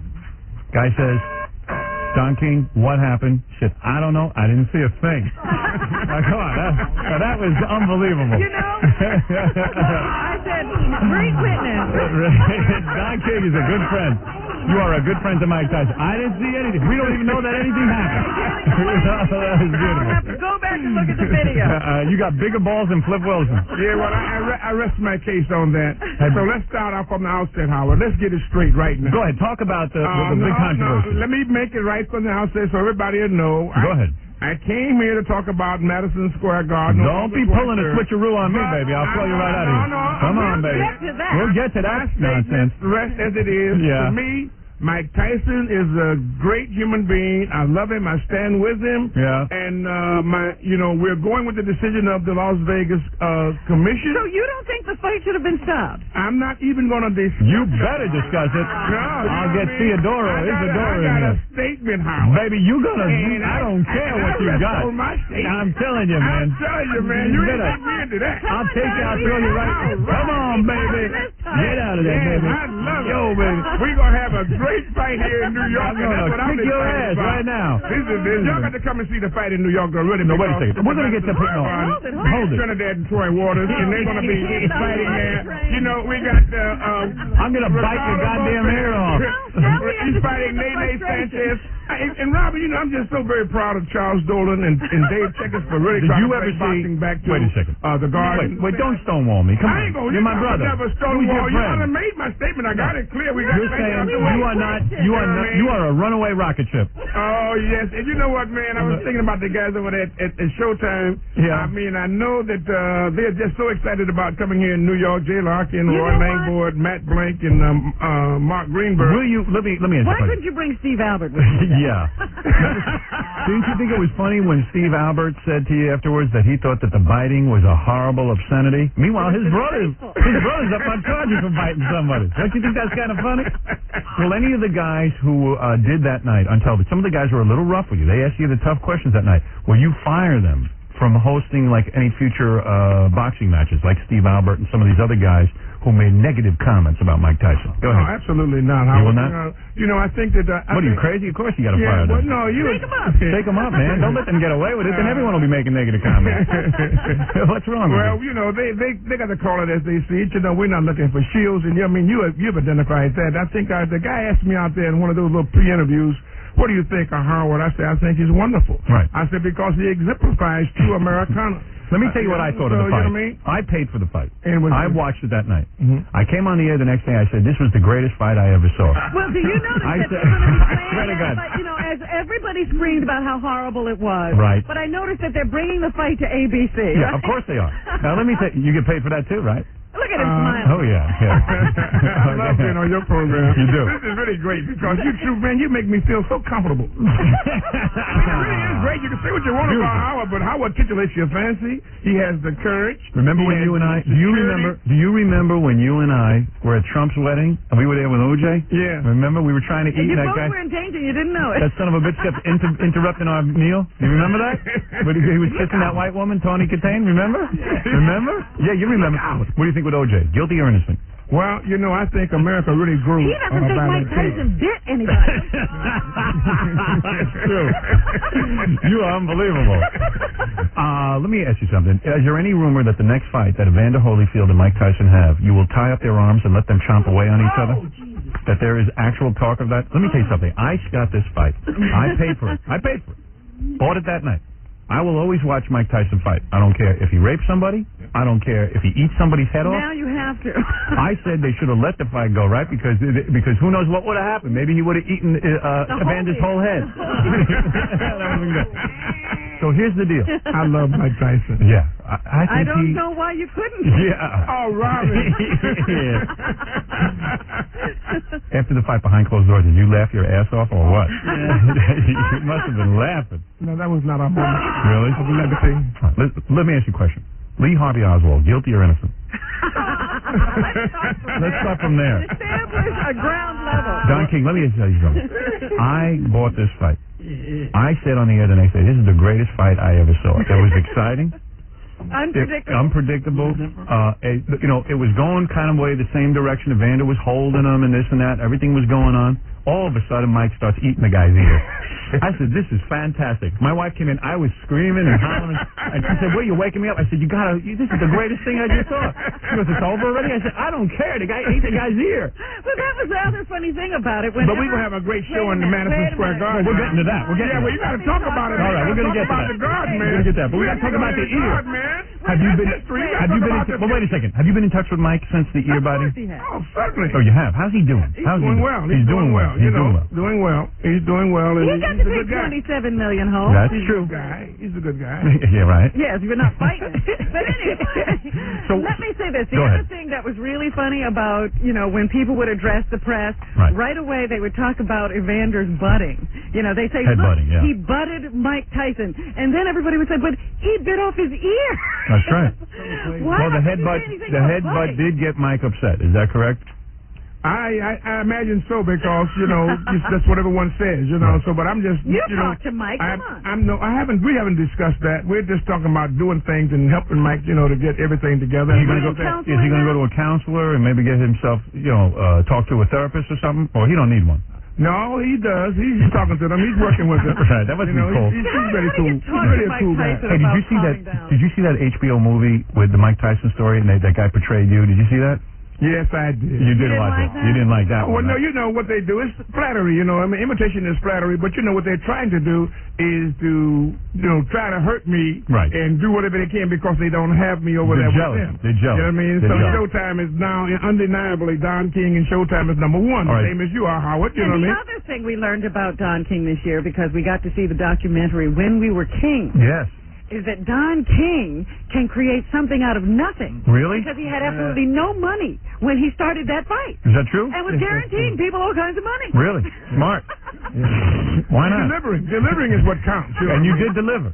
Some people promise you everything and give you nothing. I promise you everything and then I deliver. That fight was SKD. Something kind of different. It's beautiful. Now, I love this country. I got on the air after the Tyson fight and I said the following, and maybe you agree with it. They should let Tyson fight immediately, but they should just rip his teeth out. That way he can't bite on you. Right? Would you go along with that? That would really Absolutely. All right. Now, Don King has something new that he's here. That's what he wants to talk about. His World Championship Boxing returns to Madison Square Garden on Saturday, August 23rd. In the time now, he's got other fighters. He's got other fights. And this is Felix Trinidad and Troy Walters. It's the WBC welterweight fight. I'm going to go to this. You are? Oh, I want you there. I'm going to go to this. It's at Madison Square Garden. I haven't seen a fight at Madison Square Garden in a long time. Tickets are available through Garden Box Office, Ticketmaster outlets, and Ticketmaster phone charge. It's a big fight, and that's what he's here to promote. Let's take a couple of phone calls and see what people have to say. This is for Don King. And not only that, we got Christy Martin near you. She's fighting. Female boxer. Yes, with Israel. Is she a pig or not? Oh, she's a nice lady, but boy, can she fight. She can kick some ass. She can, man. Ain't no question about it. Isn't she going to ruin her face, though, man? Doesn't that upset you when a girl goes in the ring and ruins her face like that? I mean, when the blood is, and the nose is broken. I mean, a girl, it's so important a girl look decent. You know what I'm saying, to get a man. Well, she's beautiful, curvaceous. Yes. She's voluptuous. Yeah. She's sensuous. Would you do her, though? She's intoxicatingly beautiful. Would you do her? But she can fight. But you wouldn't do it, would you? She can fight. You wouldn't do her, would you? She can fight. I want everybody to come and see her. All the people listening all over. And Howard goes across the nation. So y'all get your tickets on the plane, make a reservation. Come on to New York and see this fight. Have a good time. St. Ides quest for the best. Any biting going on in this fight or not? Oh, man, it's going to be a super sensational. I hope there is. It's going to be really excitement. And, Robin, you got to be there. Let John ask you a question. Go ahead, John. Hey, Don. John, how are you? I'm doing all right. Great. Hey, I want to fight Tyson for $2 million. Okay, you got it. He's a stump. Why'd he bite his ear? John. He was going to get his ass kicked. That's John, why. a rose by any other name would smell as sweet. What's in the name? What does DK stand for, dickhead? Hey. You're getting nasty. Nah, that's mean. Well, you encounter hostility over the fight? Are some fans pissed off because they feel they didn't get their money? Well, I think the fans are the beautifulest people in the world. No matter what, they're there cheering and for their friend or the guy who they look for. They pay their money. They come to see something, and it's incumbent upon us to try to deliver and give them the best. You know Listen, what I mean? you don't know what's going to happen. You just put the fights together and you wait and see what happens. That's your job, right? I was a little worried after the fight. Was he? Oh my God! Were you a little worried? Tell me something about these female boxers for a second. It's Christy Martin who's going to be fighting at the big show you're putting on. Yeah. Do they fight during their period? I don't know anything about it. You never asked them? If they get their period, they have to fight anyway? Or are they on that drug that takes their period away? Can they go on drugs that takes their period away? They're super sensational ladies. They be fighting, man. And I don't think nobody be asking them any questions. You would never ask a woman? You would never ask a lady that? I don't think them blows is being hit up against that opponent. She ain't asking about what That's about right. the period. That's right. You know what I mean? Them socks being going upside their head. You like that, yes, huh? In other words, you don't bite the ear that feeds you. Good pun. I think the period makes her extra mean. What do you think of that? I think women should have to fight during their period. What do you think of that?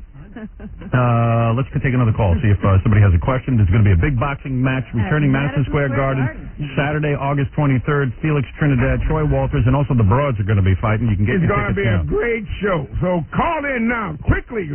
Oh, I love this. Topless boxing, the wave of the future, yes or no? Topless boxing. For women. I haven't thought about that. Go ahead. Yeah, you're on the air. This is George. I have a question for Don. Yes. Hi, George. How you doing? What's the deal with your hair, buddy? It's our natural, you know. How it goes down, mine goes up. Right. You know what I mean? Your head just naturally goes like that. You don't put any pomade, no, nothing, no mousse, no nothing, no artificial preparation. It's all natural. I think it's a great look. That hair is bad, man. Bad, good, or bad? Well, he's in the vernacular. He's saying nice things. Are people jealous of your hair because they don't have? A lot of black guys shave their heads. If you notice nowadays, you always were proud of your hair and always liked to grow it, weren't you? Yes. Right. Yes. Did you hear that Flip Wilson was just on the show and showed his penis to us? I heard about that. Isn't that amazing? That's a good guess. When are you going to show us your penis? Well, that's natural, Howard. That's natural. Why are you making so much of a penis? You haven't shown us yours. That's natural. Why are you making so much? I mean, the body is beautiful. God made the body, you know what I mean? And I think it's something wonderful. So therefore, it's only when you try to pervert it is when things happen that is something that is untoward. You must get laid a lot, right? I mean, Howard, please. there you go now. There you go. Is your penis SKD? You know what I mean? Oh, Robin, that ain't Are you Howard married? Dorsey. No, I'm not. You're married, Howard. man. Oh, he is married? Yes. Oh, you are? I didn't realize. I'm sorry. I didn't want to blow your cover. I'm sorry. All right. That's a guy thing. We just got to keep that cool. Yes, all right. Thank you very much, Howard. You're so considerate. Did you hear the Hector Macho Camacho comments about using the word nigger? Yes. Right. Go ahead. What did you say about that? I think that was so inappropriate. Yes. And I think that Hector Camacho made a mistake. Yes. Did you accept his apology? Did he apologize? Yeah, he did. I didn't hear that part. You want to hear it? Gary, bring in the tape of Hector Macho Camacho. I'll let, and you tell me what. Yeah, I'd like you to comment on that. Do you want the vote? Do his apology. Okay. Do his apology so that Don King can hear it and comment. And I also want to clear up a little statement that people are repeating around about niggers. Okay, when I made the comment about Mike Tyson, okay, they asked me what you think about Mike. What's going to happen to Mike? I said Mike is a very unhappy character because instead of having classy African American people with class to make them look good, you know, he got all this nigger attitude people around home that makes him act the way he does. Like a little piece that he ain't. Now, do you think that he was referring to you, calling you a nigger? No, you know what, with Hector Camacho, you must understand, I had him for a number of years. Yeah. He's an iconoclastic individual. Understood. And he exposes and says things that he doesn't mean, and he wants to have that tension. So I love Hector, you know what I mean? Wouldn't you like to bite him, though, for saying the N-word? Yeah, well, you know, I think, so many people say it in the dark, you know, he may bring it out in the open, so, I mean, it's indigenous. But the thing is that Hector really shouldn't have done what he did, especially being the person that he has been and did the things that he has done and that he's been forgiven for, but is one after another. And but I will hope because when he's referring to people around him, he's talking to me about you. Well, no, he's not talking about me because I done did so much for Hector. It's unbelievable. I see. You know what I mean? Right. So it's just one of those things. And so you don't attention. That's all. All right. Mind it. Okay. Let's remind everyone: World Championship Boxing returns to Madison Square Garden as Don King presents Saturday, August 23rd, Madison Square Garden. Felix Trinidad, Troy Walters, WBC welterweight fight. Go out, have a good time. Tickets are available through the Garden box office, Ticketmaster outlets, and Ticketmaster phone charge. And you can check out the show for yourself. Get your tickets now. Extra. Read all about it. You got 4 world championship fights. Christy Martin defends her pound for pound. There you go. And she might be on her period. Against Israel Gergich. And also, even if she has a period, she'll be fighting. Yes. And WBC strawweight. That's going to be a fight for everybody to watch. You know, with Ricardo Finito Lopez and Nene Sanchez. 2 champions. Any white guys fighting? Any white guys? Oh, yes, you got Troy Waters' wife. Troy's wife? Yes. Oh, there you go. Australia. There you go. Yeah, he's really going to be great, too, man. And then you got William Jaffe, the middleweight champion of the world, taking on Julio Cesar Green, the Dominican right here. And I said, all the Dominicans can come. You don't need a passport, just a ticket. How come there never been a great Chinese fighter? What goes on with that? Oh, they got great Chinese fighters. They just haven't came over here yet. You know what I mean? Kung fu? Martial arts. Martial arts, I see. You know what I mean? Mike, you're on the air. Hey, thanks, Howard. I got a question for Don. Go ahead. Mike. Now, how you doing, Don? All righty. Yeah, I'm a big fan of yours. I got to tell you, I live right down the street from you in Boca.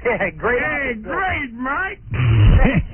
Dynamite. Got a great office building, and I got to tell you, Don, your logo's even better. Only in America. It's the greatest country in the world, Mike, and don't you Mike, if you got a question, I would be appreciative. Yeah, could you get That to would it? be great. Hey, the question is, we work out all the time with Tyson in the gym here in Boca, and I got to tell you, he didn't train as hard for this fight as he did for his last fight. I think he was a little overconfident. What do you think?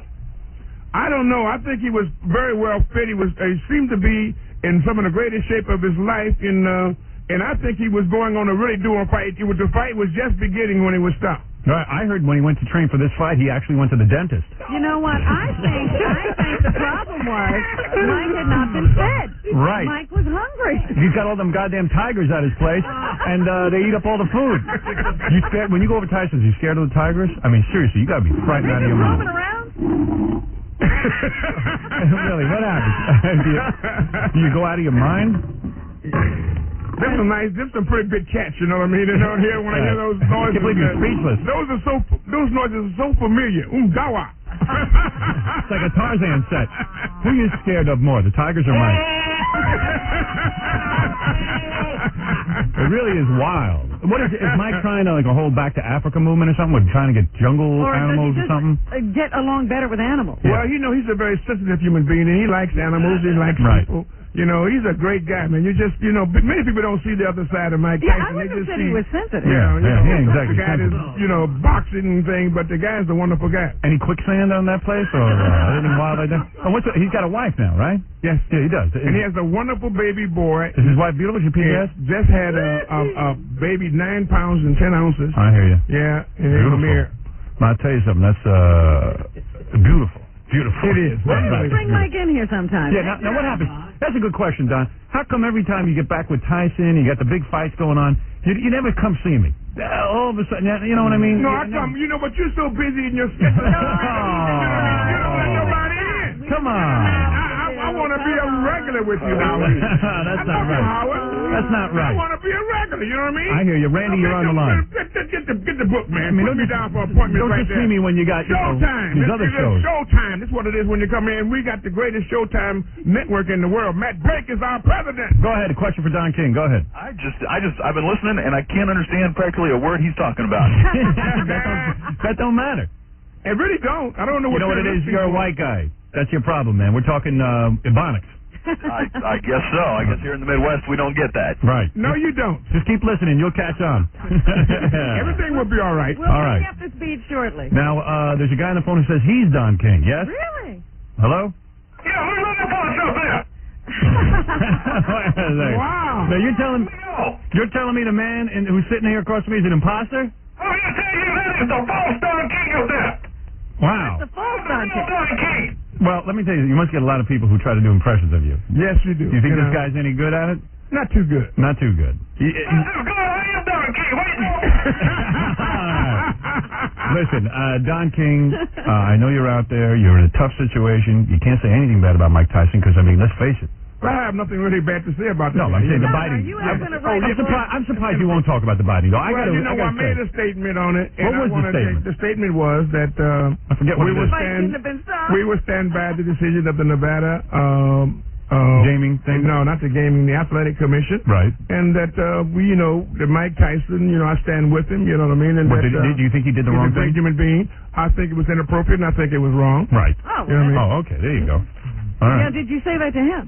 Hell no. You're saying that to us. Mike ain't listening this morning. Here in New York. Mike is right on there, man. He always listens to you. He does. He's always listening in the morning. He always listens to you. I mean, you're not just handing me a line. No. Yeah. Well, he should come in and do the show. Weren't you shocked, though? Just answer this one question. No, don't ask me No. Just one question. Oh, you just keep saying one question. Weren't you shocked that Mike Tyson didn't bite the ref? Think about it. Why not? Why not take his zero? Yeah, all right, listen. No, y'all come to the Madison Square Garden. All right, here it is. You got to understand that we got Chuck Dolan, you know what I mean, who was really going to have to bring this thing back to New York. That means boxing and all sports. Who's that, the Chuck Dolan who owns the Cablevision? Yes. What's he got to do with this? Well, he owns the Garden now. Oh, you working with him? Yes. And he's a wonderful guy, man. He gets a cut? He's a risk taker, he's an entrepreneur, he's a wisdom, and he has vision, and so he's a genius. So if he's got wisdom, would you tell him to get some goddamn good channels on that Cablevision? Put E on there? Yeah, could Chuck, we have that? can you make it so my computer can get on the internet? Crying out loud, I can get all my money. You mean you're not on Cablevision? I got Cablevision. The guy won't hook me up for the internet. That's what he's supposed to be doing. Write that down, God damn it. Yeah, I can't. The bastard owns Ohio and Mexico. You'd think he could do that. All right. How much money you got? How much money you get off that last fight with Tyson? You know, money is immaterial and irrelevant. Oh, I mean, it really is. It's about people, Bobby. It's about human beings. That's it's about outrageous. great people that inspire and motivate people such as Howard. You know, really look at him. Howard has self-confidence, self-determination, self-assertiveness, self-reliance. And he does these things. This gives you, from your perspective, to have the same type of intensity, the same type of courage. Hey, you know who's on the phone? I mean, this makes it happen. You Just know give me all your goddamn money. Hey, you know who's on the phone? Al Michaels, who's actually going to be doing the play-by-play when the Tyson fight rebroadcasts on ABC. Did you know that? You know, Al Michaels is really a tremendous guy. You know what I mean? He's one guy that I have a great deal of admiration and respect for. And he's really done a great job for ABC. By the way, the rumor is that Al Michaels has a friend who hasn't broken the law or marriage vows. Howard, I miss you so much. Al Michaels, hey, Al, I'm going to get to you in a minute, but as long as Don King is here, you're going to actually be the announcer tonight when ABC re-airs the fight? We broadcast it at 10 o'clock. We have different camera angles. You know, at one point, Howard, Mills Lane, the referee, comes over to Tyson's corner, and he says, "You're done, you're done." And in the tumult, one of his handlers thinks that Lane has said, "You've won." So he says, "Mike, we've won! We've won!" So that's going to be good. But you like that they're re-airing that, don't you, Don? I mean, seriously. I mean, that's you don't? That's sports. No, they you should like always, it. certainly. They should. You're happy about it. Certainly. Okay, good.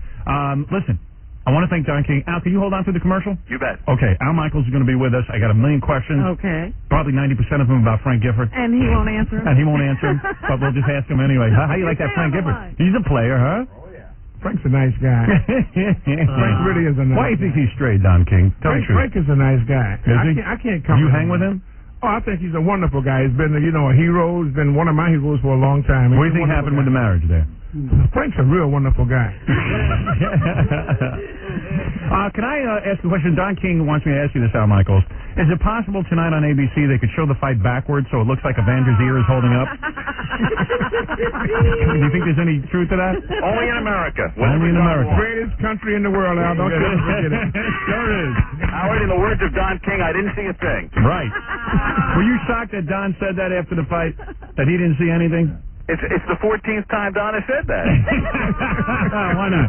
Well, he's in a tough situation, I guess. Yeah. All right. How come it couldn't be true? What? I mean, you didn't see anything? I didn't. I'm Wait. sitting down. Go ahead. How come it couldn't be true? That's all I want to know. That's because I mean, you say a statement, but can have some validity, all right, some veracity. You think that? I mean, it has to be some contrived metaphor that's been made up. You're saying, in other words, you were watching and maybe, hey, the guy's ear could have been punched or something. Where did all the blood come from? I don't know nothing about any of that. All I'm just saying, right? If you said I made a statement, which I did, yes, that I didn't see anything, I say I want to get the facts, and that things come in. I could believe you didn't see anything if your hair was in your eyes, but your hair goes straight up. I think you, out of all these guys, you're the only one who does see anything. You're the one with I see Madison Square Garden on August the 23rd for St. Ides Quest for the best, and I want everyone to be there, including Al Michaels. World Championship Boxing returns to Madison Square Garden on Saturday, August 23rd with Felix Trinidad, Troy Walters. WBC welterweight fight tickets are available through the Garden box office, Ticketmaster outlets, and Ticketmaster phone charge. Don King, thanks for coming in. Al Michaels, hold on. I got a million questions to ask you. You got Ricardo Lopez versus Alex Nene Sanchez. Christy Martin versus Israel Gergen. And we got William Duffy against Julio Cesar Green. Wilfredo Vasquez against Rogue Casino. So it's going to be a star-studded card of all these championship bouts that will happen in the Garden. Right on. Americana. What he said. Yeah.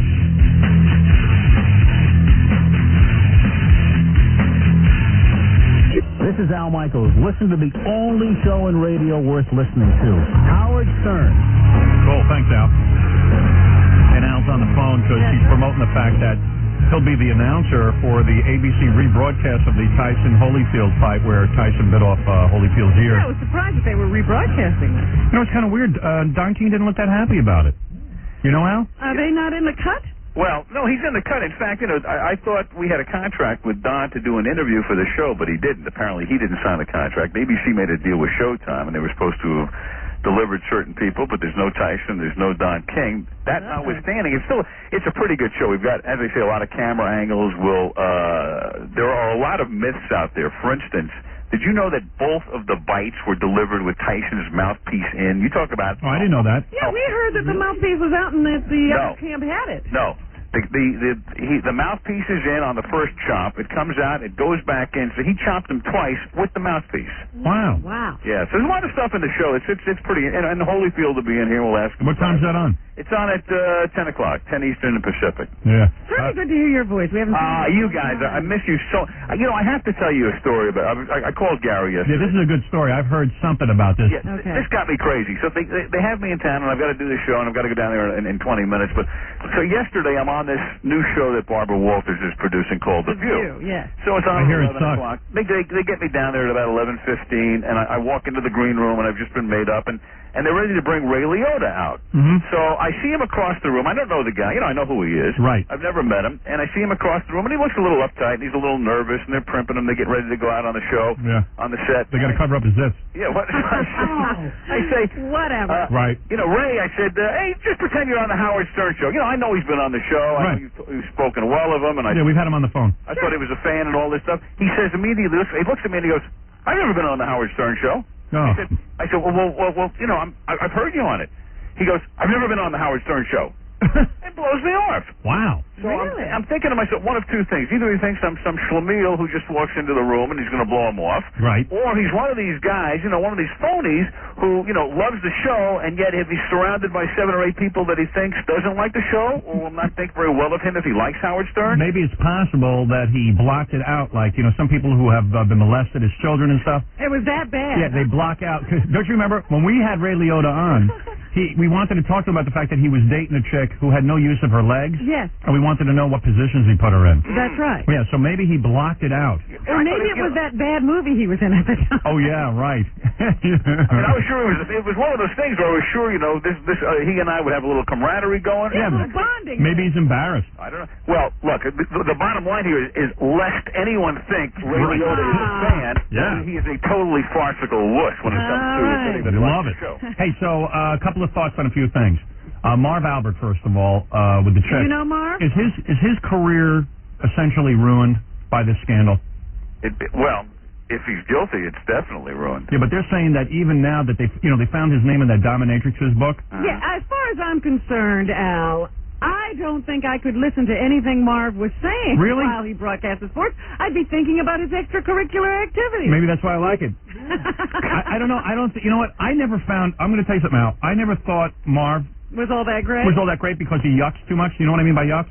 Yeah. It's like, yes, I can't believe it. I'm downtown in the paint. And so, you know what I mean? Like, no human being talks like that. But that's sportscasting. You think about but you don't do that. No human being ever talked like Howard Cosell. Yeah, but he talked like that in real life. Yeah, he talked like that off the air, too. Like, you talk the same on the phone to us as you do when you're talking on the sports shows. Yeah. So, I mean, it's like, I've met Marv Albert. Yes, how are you doing? It's just unbelievable. It's just unbelievable. It's like nobody does that. No human being. Well, I just don't have the range that a lot of these guys have.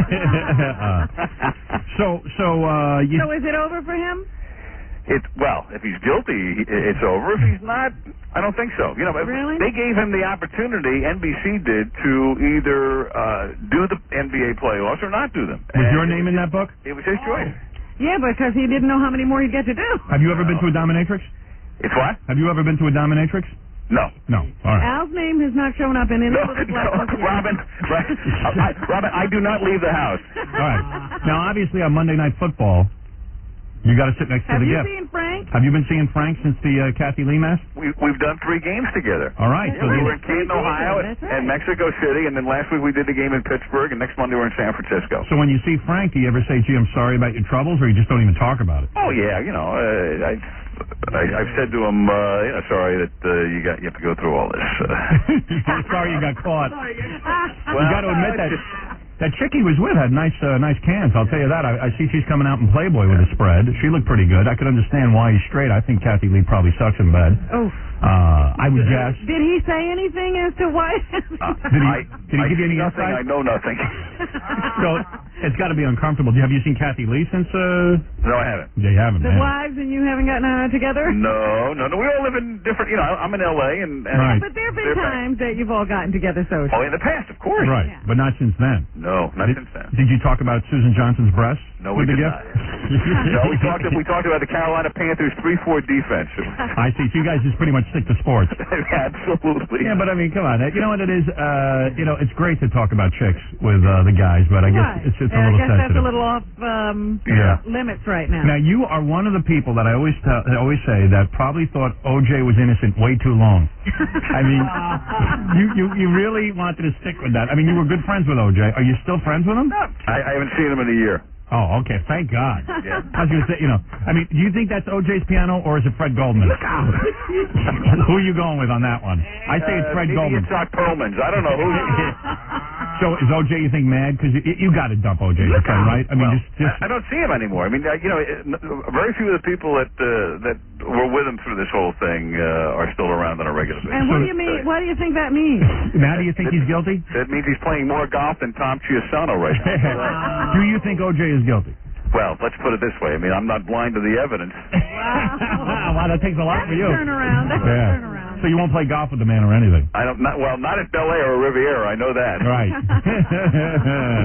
Anyway, the fight tonight is going to be rebroadcast on ABC. Yep. What time? It's 10 o'clock. 10 o'clock. Al Michaels. I feel like one of those guys that sits in the booth with his hand in his ear. It's 10 o'clock Eastern and Pacific and 9 Central. Yeah, why not? And and of course Monday Night Football with the Gift, which everybody loves because he's so tortured. Well, now. there's another guy. I don't care what he's saying. I'm thinking about what he's going to be. Believe me, Al is sitting there thinking about.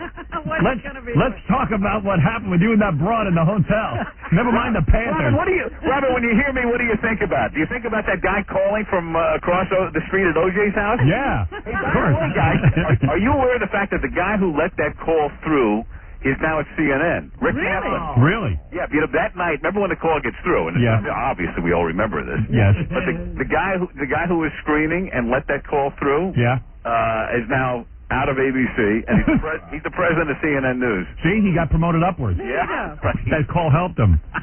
What's scarier, golfing with O.J., eating out with Tyson, or meeting female sportscasters with Gift? Anyway, Tyson, right. Number one. So that's cool. They got some interesting angles tonight. I watched it again. I definitely want to see it. It's a good show. I'd like to hear Al's take on the whole thing, so, And Alex Swallow, who's your number one fan. He's cool. The guy who knew you, 1,000 years ago and has every tape in history. Alex is the analyst, and he's the savviest guy in boxing, and his take on this is real good. And remember, F. Ray Liotta. Yeah. Hey, Ray, can you believe this, though? How can a guy do this? He's a pussy. I ran into him on a plane the other day. He was talking to me and everything. I mean, I don't know why he's... I mean, Howard, you should have seen his film. I've never been on the Howard Stern show. Yeah. You're right, Al. He is a wuss. He's a wuss. Yeah. Call him out on it, brother. Lest anyone think, right? Yeah. Okay, Al. We'll watch tonight. Okay, gang. All right, man. Bye, Al. Al Michaels, everyone. Okay. So him and Giff haven't talked about... Al is so cool, man. Yeah.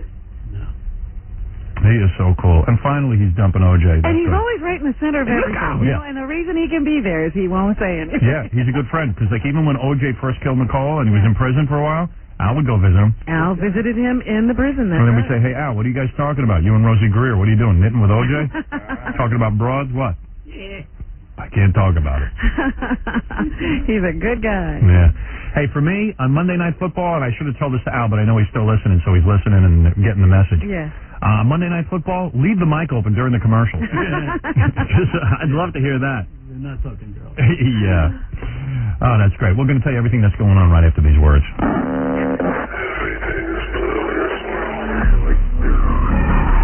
Nobody should complain. If you do not like it, turn them off.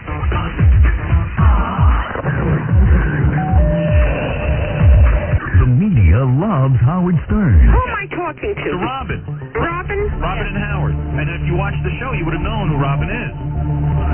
doesn't need to watch it. I get reports on you every day. But, Kay... This phone just rings off with people calling me about you. But, Kay, it's not fair what you're doing. Don't you realize you're punching something in the paper about something you didn't see? No, that's not bad. Not when Howard Stern blasts people every day on the radio. That's not bad. You mean you think that it's okay to review something without seeing it, and then... based on what another reporter said? You lose all credibility. Why are you getting so excited about this? Because you lose credibility that way. Why could you possibly care what I say when you're always knocking me? Because you're in the newspaper. You have power over it. You shape people's perceptions of other performers. Let's say... And you do the same thing about readers. Let's say... About writers, rather. And it's going on every day, practically.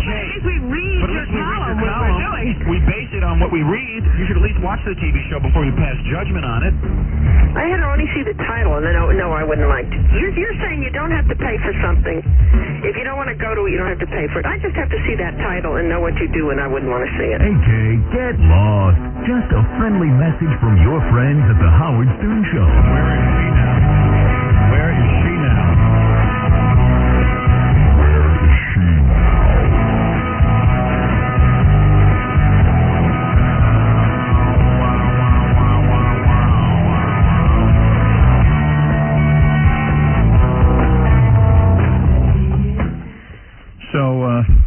This is real quick. Robin's going to do the news for us, but Crackhead Bob's here doing something for me. Yeah. And then he always has, like, now he's got all these businesses because people get a hold of him and they know he has access to the show. So some guy put out a CD with Crackhead Bob and wants to know. Yeah, you got to hear this. He's busy all the time now. Yeah, bring him in. Yeah, listen to this. Crackhead Bob CD. You know the song by Motorhead called Ace of Spades? This is it, but it's Crackhead Bob singing.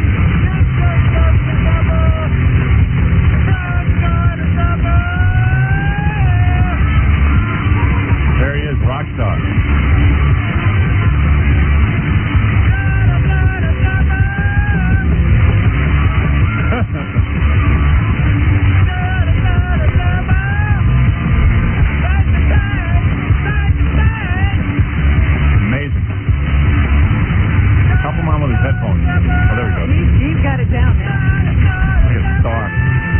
So how'd these guys get a hold of you? Like 2 weeks ago. Yeah, and they said come in and sing a song and we'll release it? Yeah. Because they know you can get on the show. So it's just a single? Single now. Yeah, pingle. But now you want to, do a whole album? Yeah. Man. What, is it selling well? Well, you can't read. You can't read. So what did you just yell? I mean, because you're not really doing actual lyrics, are you? Yeah. Well, All right. Do you do any?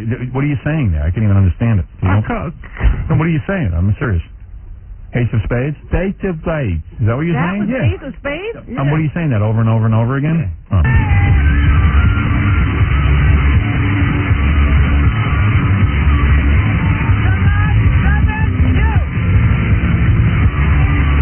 Sounds like he said something different there. What'd you say there? What was that? Day for you. What? Day for you. Ace for you? Yeah. Oh. Ace for you. What was that? Ace of Spades. Ace of Spades. Oh, okay. Ace of Spades. Trying to understand, that's all. Bang it, baby. Wow. What are you saying there? Do you have any idea? Face to face. Yeah. Jew. Face to face, Jew. Jew. No, not Jew. No. Will they include lyrics with the CD? Yeah, but man. Wow. Imagine all of America singing along with that. Imagine that became a big hit. Oh, yeah. Yeah, and then, like, Crackhead Bob goes on the road with that. Right, he's on tour. Yeah, and the kids are all, like, chanting, giving him the devil sign. No. Yeah. No. When's your marriage? Are you waiting for me to put that all together? Yes, you want or no. I don't really thought of you getting married on the air. Do we want to do that? Are you having problems with that? Well, I mean, it's funny to hear Crackhead Bob, but to have a whole wedding ceremony? Yeah, we'd rather, I guess, just have you and your bride in or something. Yeah, not everything else. Right. Not the whole what? No, just, you know. No, I mean, it just might be kind of boring to the audience at home to see, you'll be standing there Yeah, and because there'll be a preacher saying, do you take and all that stuff. We'd rather hear you talk. Oh, they'll be funny to hear him go, I don't. Or whatever he does. Why. Right. He's a spade. Right. That's it. All right, so you wanted me to what? Get word out about your CD? Is that it? Okay. Yeah. It's in the stores or something? No, I think it's going to be. It's going to be in the stores. All right. All right, so that's Look cool. for it. Okay. Yeah. You want to stay for the news? Sure, I don't know. I don't care. Okay. It's all right with me. Okay. Got two. He doesn't say anything. That's it. Right. He just has a good time sitting. Yeah.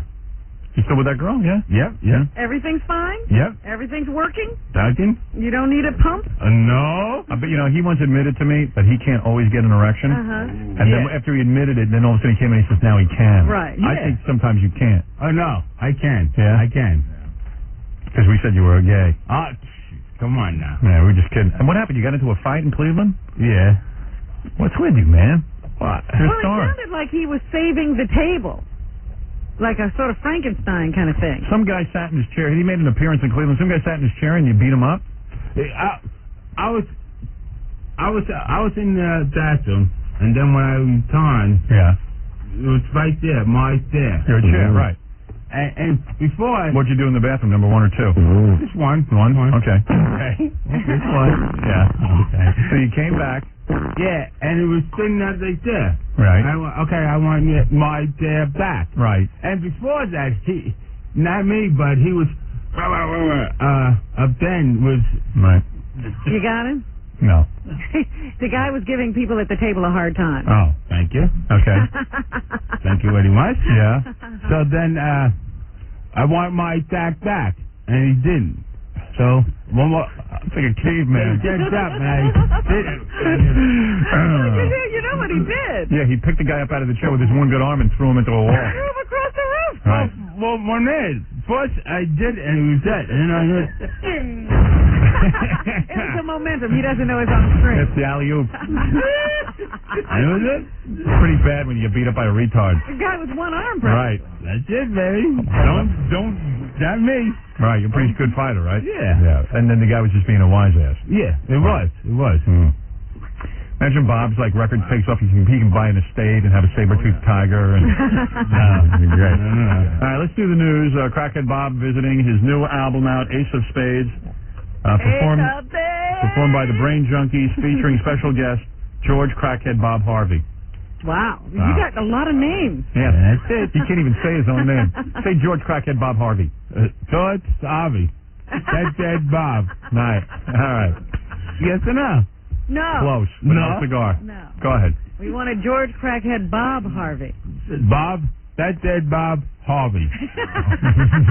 Just say George. George, that's Ed Bob Harvey. Good. You're getting there.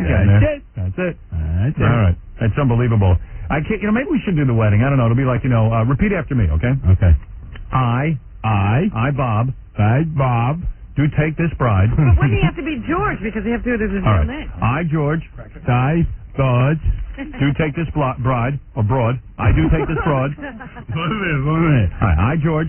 I, George. Do take this bride. I did bride. To be my lawful. Big night, lawful. Not very choosy wife. We have something here. Yeah. He does, depending on the vows, he would have to repeat. In some states, he won't even be married. All right. Anyway, Robin, let's do some news and, And now here's Robert Corey with your news. I got to tell you something. Hideki Arubo's gibberish is clearer than Crackhead Bob. Hideki say,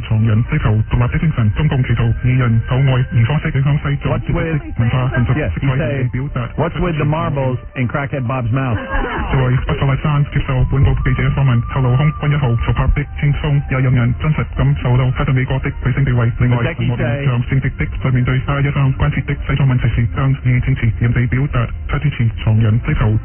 I think I'm married to Crackhead Bob now. And where's Flip Wilson's penis? All right. What's that? What? What's that? I'm not going to go over that again. Okay. All right. Go ahead. You have to listen to the show, Bob. Right, Bob. Imagine this. We were talking to Flip Wilson, a guest on the show earlier, about, the things that can happen after you raise a child. Right. He got out of show business to raise his 4 children, and he says he doesn't speak to his 2 sons, hasn't in 5 years. On Long Island, a father who feared that his son would slaughter his entire family turned his 21-year-old son over to cops for the thrill-kill slaying of a city firefighter. Great. Oh, that's how they caught that guy. Yes, I was wondering how they did it, because the cops were saying they suspected this guy all along, but they were still working on the case, gathering evidence. And Right when on. they got the call from this father, they got enough evidence to make the arrest. Well, that's cool, because I've always said that. I'm always amazed by families who protect criminals. Yes. Like, why would you want to sleep in the same house with a guy who's killed somebody for fun? The father said for the last week he's been incredibly fearful. It's been very difficult. His son has had a history of mental problems. Right. He says they started after the wife left home. Mm-hmm. His son was fine, and then 11 years ago, when the child's mother left, he started hating women. And he became very much enamored of those slasher films like Night of the Living Dead. He just watched those movies over and over again, and his favorite movie was Natural Born Killers.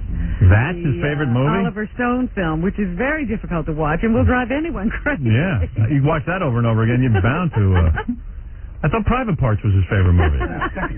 Second favorite? Oh. Yeah, but Natural Born Killers was number 1. Must kill fireman, Private Parts, speaks to me. So if he hates women, why did he kill a fireman? He got a 9mm gun, right, and he started telling his friends that he just wanted to go out and kill somebody. So it was one of those situations. He had a friend drive him to a jogging track, and it was just whoever's there is going to get it. You meet so many lonely people in the world who can't make friends. Here's a guy who goes around telling his friends that he wants to go kill somebody, and he's got guys who are willing to drive him around. Not only that, but you have friends who you tell this to, and they remain your friends. Yeah. I don't have those kind of friends. I don't either. Most people aren't that loyal. And I would abandon anybody who told me this. What was that? Oh, thank you. Maybe Neil. Would stay with you? Yeah. Neil, I want to go fire my gun and kill somebody. Okay. So they're saying it was just that kind of a random act of violence. Crackhead Bob, if I want to go kill somebody, you'll go with me? Yep. Thank you. All right. You're me, baby. And so this young, handsome firefighter whose wife was pregnant with twins just happened to be jogging around the track. He's jogging along, and the guy stood at the side of the track, and he bent down as if he was trying to tie his shoes. And when the guy got very close to him, he just stood up and started firing his gun into him at point-blank range. I guess Crackhead Bob is a good friend of mine. I mean, he tattooed my face on his arm. That's true. Maybe he would drive you, if he could. Drive? Where you could kill somebody. Did you ever drive even before you stroked out on crack? One more time. Did you ever drive before you stroked out on crack? Yeah. You did. You were able to drive a car? Yeah. Oh, yeah. You can't drive now, right? Oh, no. No way. No. Unless you want You can't even read a road sign. Oh, no. Right. So you passed your written driving test, or you had a license? Yeah. You did? Yeah. Huh. So you could read at one time? No. I cheated on the written test? That's it. Oh. Who took it for you? Friend? I did, but you looked on someone else's paper. That's it. Right. Is that right? Yeah. Oh my goodness, I got to separate those desks. That's the honor system. Hey, why doesn't E-Television take Crackhead Bob over to bumper cars and see how well he drives? Let's see all the things he can do. Let's try him out at a bunch of Just him different alone. Let's see if he can mountain climb. It's a bad arm. Bob, mountain climber. Yeah. I did it. You did? One time. Yeah. Can you water ski? That'd be funny. What's that? Yeah. Crackhead Bob Olympics, huh? We should let him drive our general manager home today. So what else is in the news, Robin? So anyway, this guy's father turned him in. He said that his son had been getting progressively worse. He even took him into his own business and made him a mechanic, hoping that he would straighten out his life. But in the last couple of weeks, things have taken a turn for the worst. He started threatening the life of his girlfriend and their baby. And so you're telling me for a full week this dad knew that he killed the fireman and he didn't say anything? Yeah, he got indications that his son was responsible for that death somehow. Yeah. And then, he agonized over it, I guess. Agonized? I wouldn't have had any problem. I'd be right on the phone. That's what always surprises me about these. Well, I guess maybe you don't want to think your son has actually done that. Yeah. You want to try not to believe. I guess. And then, he just started thinking about how much he said he wanted to become Mickey and Mallory from Natural Born Killers. And it started to sink in that he really had started. So he finally just said, you know what, I've had enough of this, I'm turning you in. The autopsy results of John Benet Ramsey's murder were released yesterday. I turned my mom in for jaywalking. You got upset, though, with all these kids who were turning their parents in on drug charges. Yeah, well, you want to smoke a little doob and your kids right away turn you in. That ain't right. Right? Well, the kid's not supposed to be able to make those distinctions. Yeah, I guess. Breaking the law is breaking the law. I don't know, man. Bob wishes his kids had turned him in. Right. Yeah, you'd be able to talk today. That's it. They could have done him a favor. So you're saying that... Yeah, the autopsy results were released, and the details some people are describing as shocking and heartbreaking. They say that she was horribly killed, of course, but there was also evidence that could lead you to believe that she was sexually abused over a long period of time. Bob is laughing. What? Bob, you're so inappropriate. What are you doing? No. Maybe it's time for you to leave. What is that? He's in news. Yeah, you know what? I forgot how retarded he is. Oh. Bob, the girl was sexually abused, and what are you doing? A shtick? No, I'm. What is that? I'm. You're crying? Dying. Yeah, but it's a fake crying. Oh, okay. Yeah. Oh, that was really sick, Harry. He wasn't crying. No. Come Wrapped on. around the strangled child's neck was a white cord tied to a wooden stick with the word Korea printed in gold letters at one end. They believe that the stick was used as a garrote to tighten the cord around the child's neck and choke the life out of her. Have a little laugh now, Bob? Bob. Crackhead. Hey, he's a crackhead. Yeah, what are we thinking? Yeah, what are we thinking? Go ahead, you can make your jokes. And now he's all embarrassed. So anyway, that's Who shaves you, man? Me. You do? Yeah. All right. Mommy. Bob. Mommy. Bob shaved you? Yeah. No. Now we're talking about ourselves in the third person? Sure. I did it. I put a barber. All right. All right, you let somebody else do that. Okay. That's it, baby. It's a little wearing talking to a guy who grunts all the time. Okay, if you want, I'll leave then. Like a caveman. You and me. If you want, I'll leave. You and me. Baby. Authorities in Colorado believe that the releasing of these autopsy results will delay them in making any arrest in this case because they would have liked to have kept most of this information secret so that only the killer could have had this information. Yeah, it's really stupid. They released the autopsy, and now it's going to make it even harder to find the killer because only the killer would know those details. By the way, that guy, the FBI called me yesterday after the show. They wanted tape of the guy who admitted to being a serial killer on our program, and we're in the middle of cooperating with all of that. And they even said that the guy on the phone is for real because he knew details about these murders in New Orleans that nobody else would know. That's what sparked their interest. Yep. So, I don't know what they're thinking when they release all that to the public. Well, I mean, they certainly had enough time if they were going to make arrests. What are they waiting for? John Benet will be graduating from college before they come up with something here. Oh. A young Long Island woman who suffered from multiple sclerosis and couldn't bear the thought of a pain-racked future committed suicide yesterday with the help of Dr. Jack Kevorkian. I almost called Dr. Kevorkian as soon as Flip Wilson showed me his penis. Why was that? Couldn't handle it. Didn't feel like living anymore. Karen Shostall, 34, of Long Beach, died at a Holiday Inn. You just don't think of Holiday Inn and die. It's a nice place to go.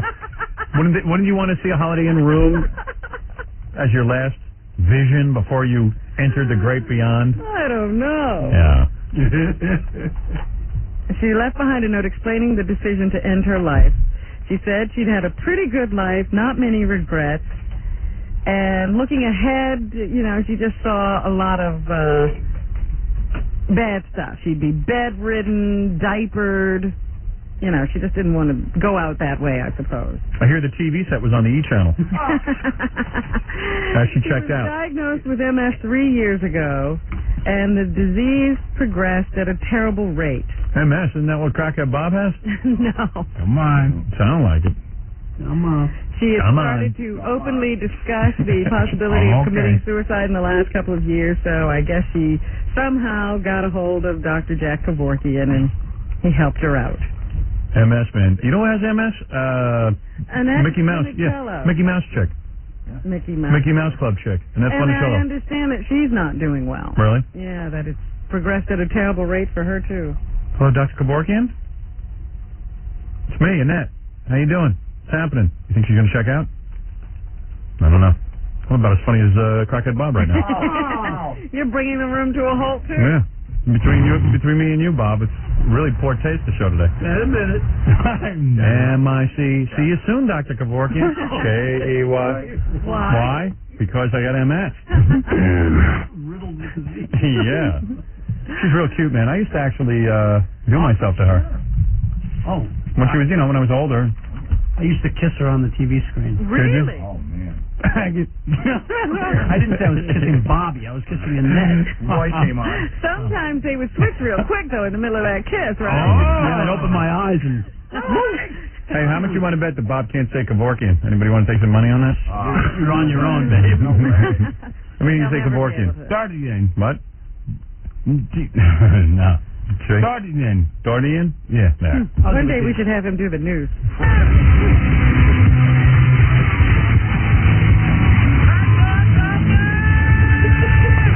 Where'd you do that, in a club or like in a recording studio? Yeah, recording studio. Yeah? Good indeed. And did you do it with the band while they were playing, or did you just sing to track? Track. You actually sang the track? They didn't ISO you? And No. Wow. ISO. Yeah, they ISO'd them. They wanted to make sure the quality was good. That's it. Yesterday I told you the story of... What's going on with you? Just be quiet there. Abner Louima. Yeah. He's the man who claimed that he was sexually abused by police officers after an arrest the other night. See his wife on TV? She was screaming. Really? Yeah, she was freaking out. I missed that. Well, she claims that the cops raped her husband with a broomstick. No, a toilet plunger. Oh, a toilet. Oh, excuse me. A toilet plunger, puncturing his intestines and his kidney. And after doctors told authorities that these wounds were made by the force of a blunt object, a police officer was arrested. Wow. Officer Justin Volpe, who is 25, turned himself in hours after Mayor Giuliani promised Abner Louima at his hospital bedside that whoever attacked him would be brought to justice. Here is Rudy Giuliani. And then let's talk about whether or not that's a gay act. All right. If you take a guy... I don't know if the mayor will address that, but we will certainly. He didn't answer that question? We should have been at that press conference. Yes, I believe that is a gay act, but I'm not sure. The alleged conduct involved is reprehensible, done by anyone at any time. Yeah. Allegedly done by police officers, it's even more reprehensible. Yeah, usually plunging a guy's buttocks is pretty reprehensible, unless in certain gay clubs. Yeah, then they don't even complain. It's not a crime at all. Jesus, got a smart... Wow. Get you that upset. You know what I mean? Like, in your brutality, if you do like a gay act like that, that's kind of gay, isn't it? Big time. Yeah, you want to hurt the guy. There's a lot of ways to hurt. Yeah, I mean, you can beat a guy up. Being arrest, apparently there was some kind of an altercation outside of a club. Yeah. He got into the middle of it with police officers, and that's what led to the arrest in the first place.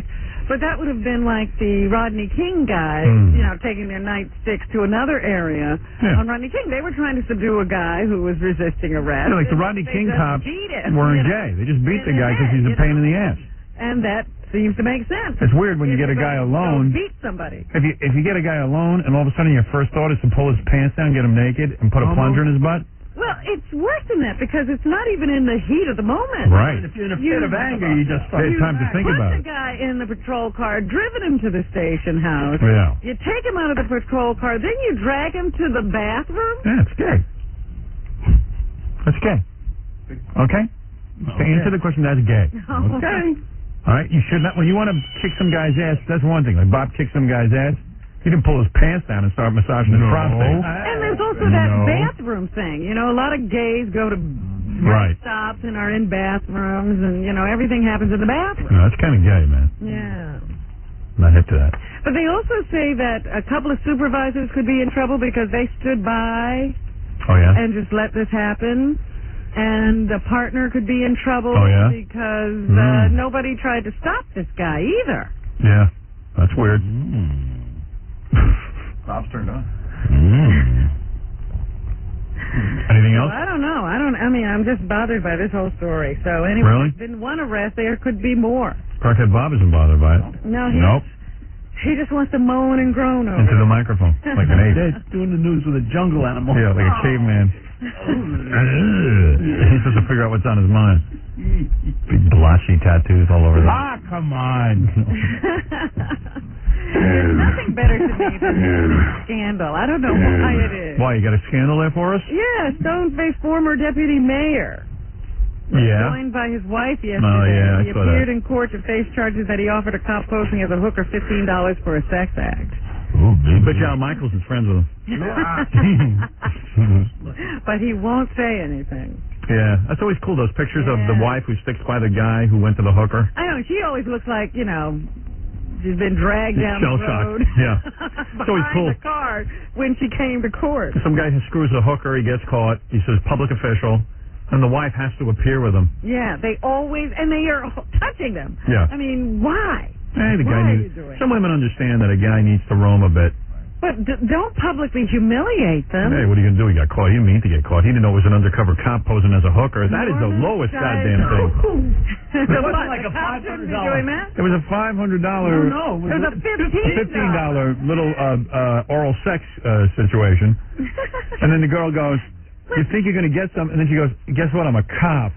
But the You're worst like, thing, oh. not only are you risking your whole reputation and your standing in the community for this $15 act, Yeah. but, you know, just look at it. It's not worth all you have to go through. Sure it is. It's only 90 days in jail if he's convicted. Yeah. But he's ruined. Yeah, but it's worth it. It is worth it. Trust me. To get a little strange? Absolutely. Stop it. I'll take it. I'm sure that he could have found another way. Why did he have to be stopping his car on the side of the road? You got a better way to do it? Yeah, you get on the phone and call one of those escorts. Oh, that ain't no better. They charge a fortune. Oh, public official don't have that much money. $15 sounds about right. His wife is a decorator. Now, how is she supposed to go out and meet clients? Yeah. He decorated that hooker, didn't he? And then, of course, there are reporters running around going, "How do you feel? How do you feel? How do you feel?" Yeah, I'm having a party, okay, you prick? Get away from me. Imagine that. How do you feel? I'm feeling really good. My wife's ready to strangle me. Yeah. My wife's going to cut my penis off tonight with a chopping block, and you're going to ask me how I feel? Yeah. Now, here's a controversy. Mm-hmm. Does Claudia Schiffer have a contract with David Copperfield to No. pose as his girlfriend? No. You're sure about Yes. that? Yes. Why are you sure? Because that sounds totally ludicrous. Why would she... It's such a weird story. Who can make that up? Claudia Schiffer has tons of money. She doesn't need to be his girlfriend, posing as a girlfriend. He is a wealthy man.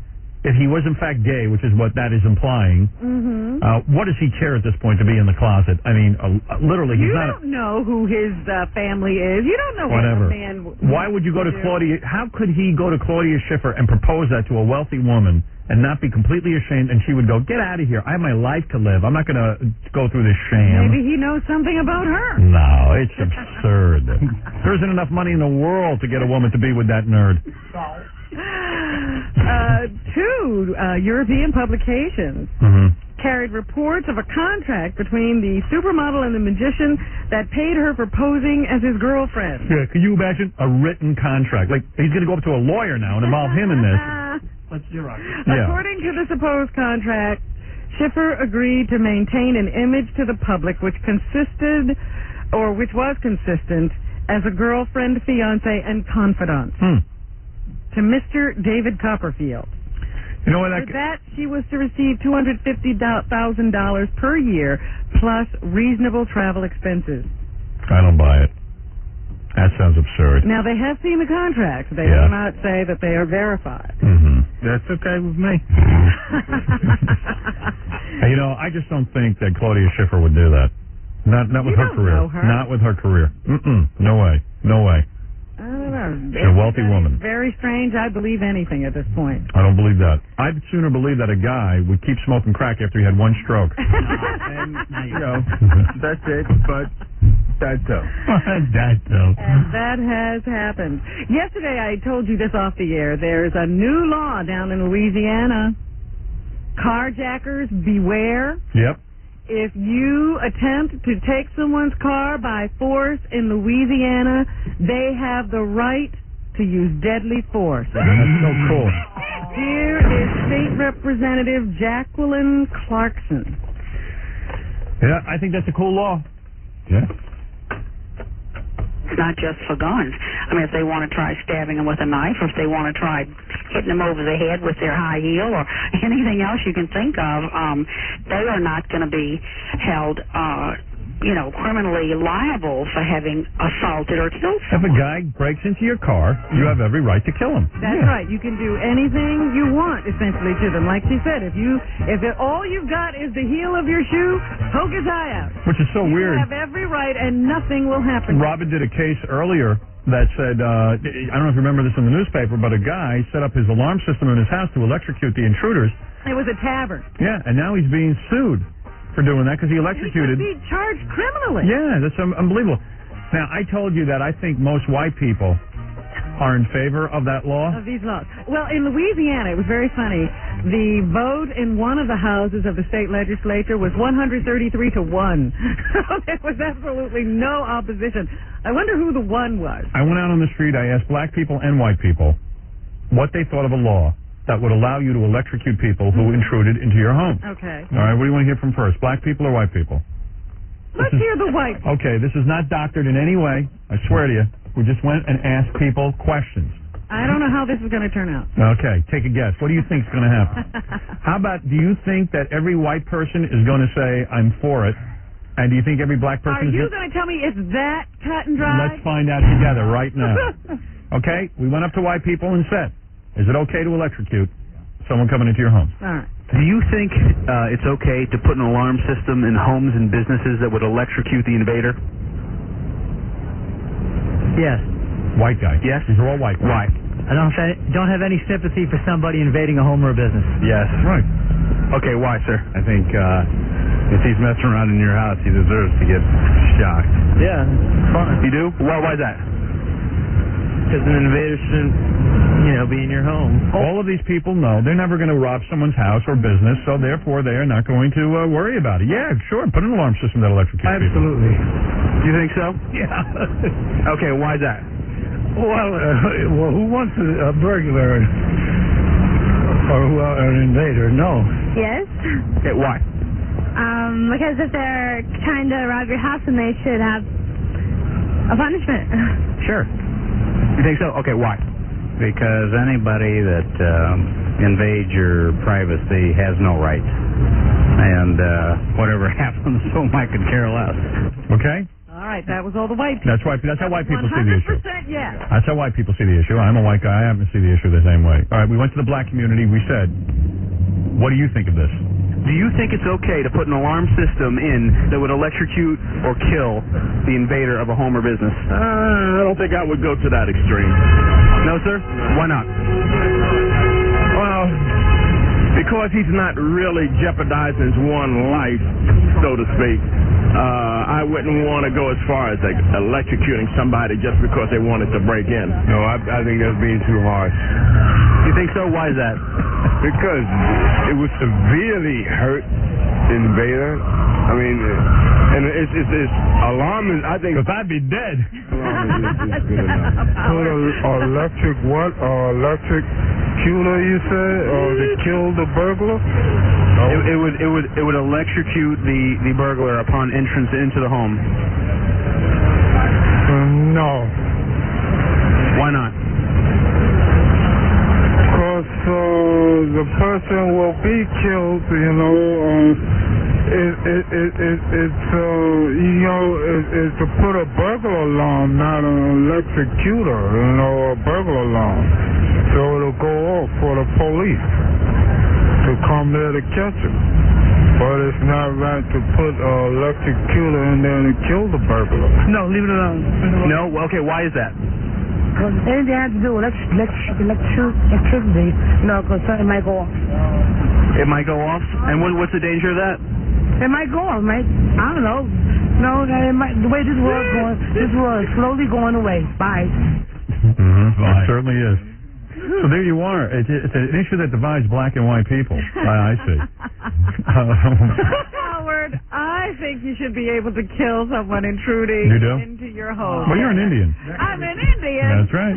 I've determined that you're an Indian. Indian. That's right. Views make you an Indian. Bob, when you were on crack, did you ever steal for crack? No. You did not? Nope. Mm-hmm. So should it be okay to electrocute a guy who comes into your house? Yeah, I think so. You do? Okay. Yeah. All right. Well, now you got a couple of bucks on you, so. Yeah, worried about that. Right. Yeah, okay. So anyway, what else is in the news, Robin? Tico Torres, who is the drummer for Bon Jovi, he's an artist as well. He paints. Hey, who isn't? When he's not touring and writing songs and working in the studio, and so he loaned some of his artwork to Spike Lee. Yeah. Who was doing a movie here in New York called He Got Game. He Got Game? Yeah. The hell is that? Never heard of that. And the artwork has vanished. Oh, my goodness. Isn't that worth like $7? I couldn't believe it, but they say the abstract paintings were worth $30,000. Yeah, sure. To who? Well, he was about to have a gallery show Yeah. at the Lumina Gallery in West Hampton, New York. Tell him to get out. Now there's a big hole in the show because of 4 paintings. Tell him to get out his finger paints and make some new ones. Real quick. If those things are worth $30,000, they must have been in a solid gold frame. I'll tell you that right now. I wonder how they price these things. I'll tell you how they price it. Hey, that's $30,000. That's how they tell the insurance guy. And when did he ever sell a painting for $30,000? I have no idea, but the truck containing props along with the 3 paintings were stolen from a secured lot. Mm-hmm. The Lumina event will go on. That's at the gallery. And Torres is asking pals who own his works to lend them for the show. Well, I got an original Tico Torres. I think I'll retire. I thought that was right. Yeah, who's he, Van Gogh? Paintings are $10,000 a piece? Isn't Tico the guy who took his ear off? Oh, I got ripped off. I got ripped off. They told me it was the guy with the ear. Oh, he had an earring, I see. I thought that was wild. Oh, some black guy wants to yell at me now. I knew I was going to get yelled at for this. Don't yell at me. Come on. Hello? Okay, man. Give me a break. I mean, I swear to you, we just went out on the street and asked white people. Wait. No, look. Don't blame me for the result. Let me say what I have to say first. All right. And then you go off when you're ready. Okay. All right, go ahead. I'm pretty sure it took you 100 interviews. No, that is wrong. Shall we do it live at some point? I swear to you, sir, that I did not go and doctor the tape. No. I don't believe it. You're lying. Gary even came back. He says, "You're not going to believe this." We went up and asked. No, hell no. That's actionable. What you just said. If you had went up to any intelligent black person, they would have told you. Of course, Friday bastard. What do you want from me? What you thought those guys didn't sound intelligent? I don't believe you. You and Stuttering John and all the. I swear, Gary, come in and tell the truth. Now, why am I going to believe a big tooth bastard like that? Yeah, he got a point. All right, don't come in, Gary. Gary, seriously, did you tell me, wasn't it unbelievable that, in fact, when we did the poll, we did the survey. Now, were the people on the same street? Yeah. I don't know. We did the same area. Went through like. I'll tell you something. There was a lot of people that I didn't even use because I just wanted to make it run quicker. But there was a lot of people I didn't use, and I'm telling you, that's the way they have. The 100%. That's the way. You went to the worst neighborhood in Harlem. No, as a matter of fact, we didn't. We went. I'll tell you something. I'm not kidding around. I sent my intern right outside this building. That is all from the same block, right in front of our building. And I guarantee you, they were all homeless. No, they were not. There's no homeless people on One of those guys is the president of IBM. The guy who said like this, I don't mean that right. I guarantee you he was a homeless guy. And all of those white people that you interviewed, I guarantee you they were people that were, they're probably right there in your office. No, I swear to God, that's not the case. Another fact, the black people we interviewed all own Pico Torres paintings, sir.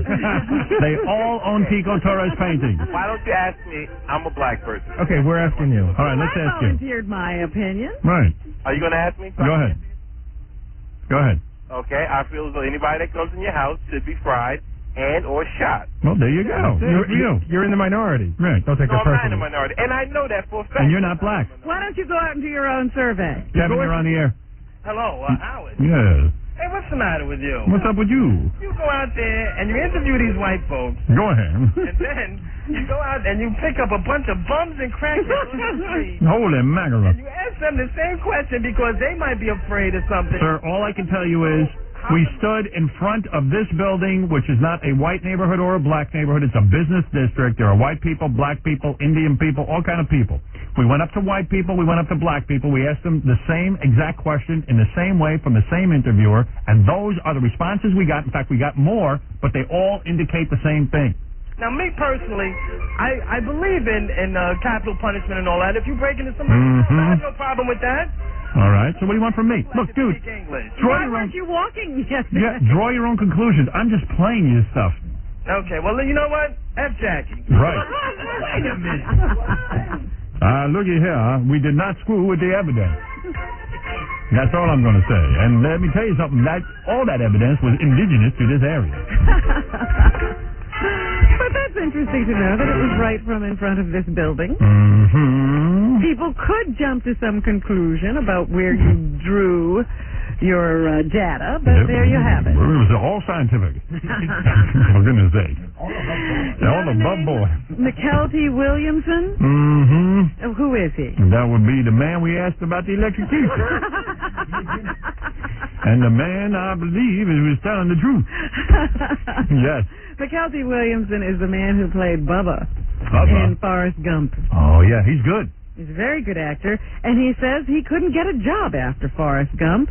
The industry didn't realize that he was wearing a lip device. I believe it. And that he was not the same guy. Right. They thought that they just found some funny-looking guy and put him in the movie. Ugly. So he was not getting any calls. Oh, so you mean they made his lips bigger for the movie? Well, they put that device in that poked out his lower that is racist. jaw. No, it had nothing to do with racism. Well, I'm saying He was supposed to be a slow person with some kind of... How come Tom Hanks didn't have his lips enlarged? Holy mackerel. All I know, Howard, is he's a very good actor and he's a very handsome man. And he says it was thanks to David Letterman that his career was resurrected. What about that actor with no legs? Gary Sinise. David Letterman had him on the show, and people could see that he was a handsome man. He was a handsome man, right. And then David actually donned the lip attachment. Oh, I see. The very next day, he says, the phone began to ring. Mm-hmm. And so he's gotten lots of jobs since then. He was in... Hey, Baba Booey, can you remove that lip device? Oh, I'm sorry. That's his real lip. He was in Waiting to Exhale and a couple of other things. Baba Booey. And now he's Baba going Booey. to be in something that comes on Sunday at 9 o'clock on what? HBO or Showtime, one of those two. It's called 12 Angry Men. Sorry I missed that Letterman appearance. I think most of the United States did. Not one person called us about that. It's Showtime's remake of the Baba Booey. Henry Fonda film, 12 Angry Men. He's going to be in it, and he says thank you to David Letterman. Thank you, David Letterman. And Baba Booey to y'all. Come on now. For his career. I think that's very sweet. Oh, that's good. They say that the Pentagon should have known that blowing up an Iraqi ammo dump was a bad idea. It happened on March 1991 at the end of the Gulf War when U.S. troops demolished a huge cache of chemical weapons. Just last year, the Pentagon acknowledged that as many as 98,000 soldiers encountered the resulting vapor cloud, although the military contends that they weren't harmed by it. I was poolside during that war. The miniature Gulf War. The Air Force was told 3 Those months... little windmills had to go. according to 3 months before, according to USA Today, that bombing Iraq's chemical weapons sites would release dangerous nerve agents. Since the war, a lot of the troops have complained of illness. I believe that the troops were gassed and chemical weapons were used by Saddam Hussein, and I believe we should kill him. That's it. Right. Not me, because I'm too old to be in the draft, but or be in the Army, but I certainly would recommend that these young kids go over there and kill him. California has a message for guys. Real men have sex with real women, not young girls in high school. Right. I guess that's part of a big problem in California. Yeah, will anybody look at some of those real women? Slogan is part of a $3 million advertising campaign the state is beginning. It aims to cut California's 70,000 births to adolescent mothers each year. Can you imagine? Wow. The ads will be in English and Spanish and will target men 18 to 24 years old who date a lot of teenagers. Right. Hey, Bob, you know what you ought to do? You ought to call the United States government and claim you were over at the Gulf War, and look what it did to you. I bet you collect a fortune. Hello? Thank you, Bob. Joint Bob. Here's the money. All right, sir. Show me the money. Yeah. Don't need the money. Show me the money. UPS striking workers and the officials of the company will sit down to talks once again today. There's a lack of optimism about these talks because nobody's budging in this stalemate, but they will return to the bargaining table for a discussion. Only thing I understand is that a lot of the people who work for UPS are considered part-time employees, but they work 40, 45 hours a week, and they can't get benefits. Part-time? Yeah, it seems kind of low blow. You know what I mean? If you're working 40, 45 hours a week, I don't think you're part-time. And they say that the company made $1 billion. Well, that's how they did it. Come up with more than a 30-cent raise? Yeah. I say, luckily Bob's not in on the talks. That would be really confusing. Timothy McVeigh, Give me Don money. Timothy McVeigh, the man who was convicted of the Oklahoma City bombing, will break his silence today at his sentencing. And here's what he's going to say. We have the tape. Go ahead, Fred. Play the tape of what he...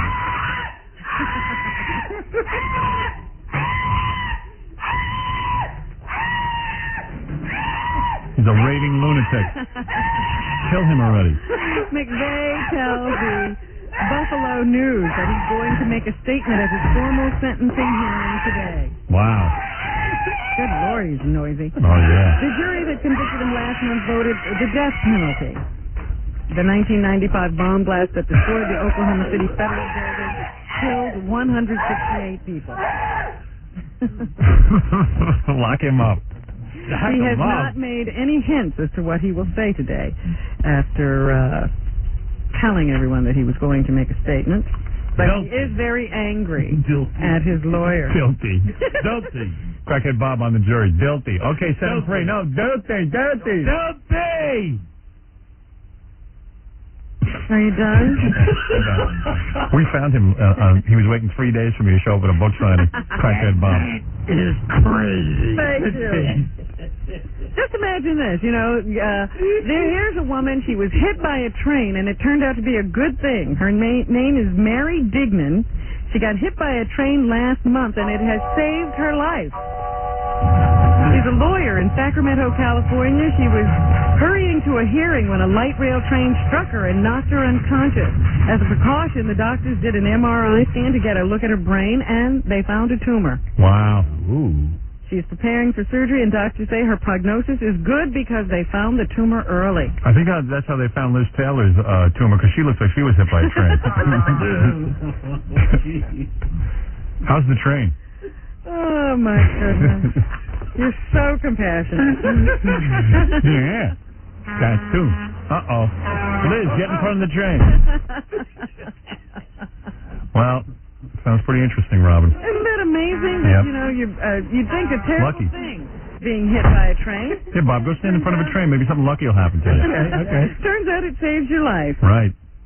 Lucky woman. And two of Mets outfielder Carl Everett's children will stay in foster care. Yesterday, a family court judge denied the baseball player's plea to take his kids home. Wow. A Queens family court judge ordered the 5-year-old and the 4-year-old to stay in a foster home. He wants a more thorough hearing to be held.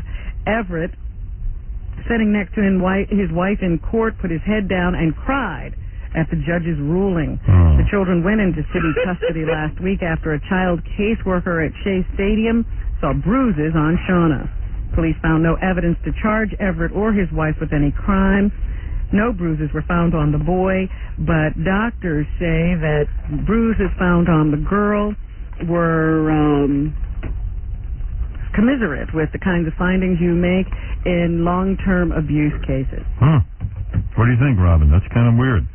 I don't know. I told you earlier we had reports that the little girl was afraid of her stepmother, so don't know what's going on there. And federal prosecutors in New York City have agreed to drop a misdemeanor assault charge against TV preacher Robert Schuller. Right. Those guys scare me. That's provided he stay out of trouble. Schuller is a pastor in California. He has that Crystal Cathedral, and you can see him every Sunday morning on TV with his Hour of Power program. Hour of Power. He was charged after a run-in with a flight attendant on a Los Angeles to New York United Airlines flight in June. I told you he was coming to the memorial service of Betty Shabazz, and he had a special robe that he wanted to use for the ceremony, and he wanted to hang it in the hanging compartment of the plane. But the flight attendant told him that it would have to go in one of the overhead bins. He did not want to wrinkle the garment, so they had a little bit of a talk about it, and the flight attendant accused Schuller of grabbing him by both shoulders and shaking him violently. There's something important to fight about. There's a guy who should be at the Betty Shabazz funeral. Prosecutors say Schuller has agreed to enter a 6-month federal supervision program. This man is in his 70s. Yeah. He might only be alive for 6 more months. If there are no other violations, the charges will be dropped. He has also agreed to pay an $1,100 fine to the Federal Aviation Administration, which complained that he caused delays and disruptions of other passengers on that flight. In court, Schuller said that even though he is 70, he's not too old to learn or to be taught new lessons. So he is contrite. And that's what's happening. Crackhead Bob has a new CD. Could be in the store soon. He's now a recording star. He went from being a crackhead to a recording star. I wouldn't be the first guy to do that. And I guess... Crack turned out to be a good thing for him. Yeah. What, are you appearing somewhere tonight? Tomorrow. Tomorrow where? Oh, not there. Where, aren't you? Did you have an appearance tonight? No, tomorrow. Oh, tomorrow. Okay. Whatever. No, tomorrow. I don't know. It's tomorrow. Oh, right, tomorrow. Where is that? It's right there. What? Isn't it in Pennsylvania somewhere? Pennsylvania. No one showed me any. Give me this plug. No wonder. Crackhead Bob and Fred the Elephant Boy will host the WCCC Mardi Gras this Friday, August 15th at the Pavilion Beach Club in Old Lyme, Connecticut. Oh, it's Connecticut. Yeah, beginning at noon, where there'll be celebrity judges for the Frozen T-shirt contest. Frozen T-shirt. What's that? Do you know what that is? I think. What do they douse the girls in ice water? Yeah. Do they? Yeah. Wow. That sounds good. Yeah. Sounds healthy. Gee, I hope my daughters grow up to be in a Frozen T-shirt contest. And be judged by Crackhead Bob. An Elephant Boy. Nah, come on now. You're a pig. Pig. What do you think, Elephant Boy? I do that. What? Yeah. Every kid wants to be judged by Crackhead Bob and Elephant Boy. Come on now. Hey, don't worry about it. Thank you. Thank you very much. If the Frozen T-shirt thing doesn't work out, you always got this to fall back on. And thank you for everything. Flip Wilson Show is coming to TV land. It'll start this Monday night with a 3-hour showcase from 9 to midnight on Nick at Night before it falls into its regularly daily time slot on Nick at Night. The new 24-hour classic TV network TV land. Jack and Jokeman Marlowe has 2 filthy and funny CDs. Sgt. Pecker and the Jokeman, only $12 plus $4 shipping and handling. Also on cassette, buy 2, get 1 free. Call 1-800-323-KING. And Friday and Saturday, November 7th through the 8th at the Riviera Hotel on the Strip in Las Vegas. For information and nasty jokes, visit Jokeland.com. Everybody loves Jokeland.com and Jackie in Vegas. Also, Don King World Championship Boxing returns to Madison Square Garden on Saturday, August 23 with the Felix Trinidad Troy Walters WBC welterweight fight. Tickets are available through the Garden box office, Ticketmaster, and Ticketmaster phone charge. That was a mouthful. Steve the Gorilla will be hosting the Jose Cuervo Pirate Ship at Patty McGee's on Saturday, August 16th from 10 to 12 in Island Park. And Gorilla will also be hosting the Jose Cuervo Pirate Ship at Coco's in Huntington on Monday the 18th from 10 to 12. Also, he'll be in Grandma Sylvia's funeral, 718-BAG-5040 for Scott the Engineer, who, of course, spins your records and things at your parties if you want him to. And that, too. Right, Bob? That, too? That, too. Right. Broadcasting from the top of the Howard Stern building. You're listening to the Howard Stern Show on the Stolen Vehicle Police Recovery. And New Line Cinema has a new movie out. It's called Money Talks. It stars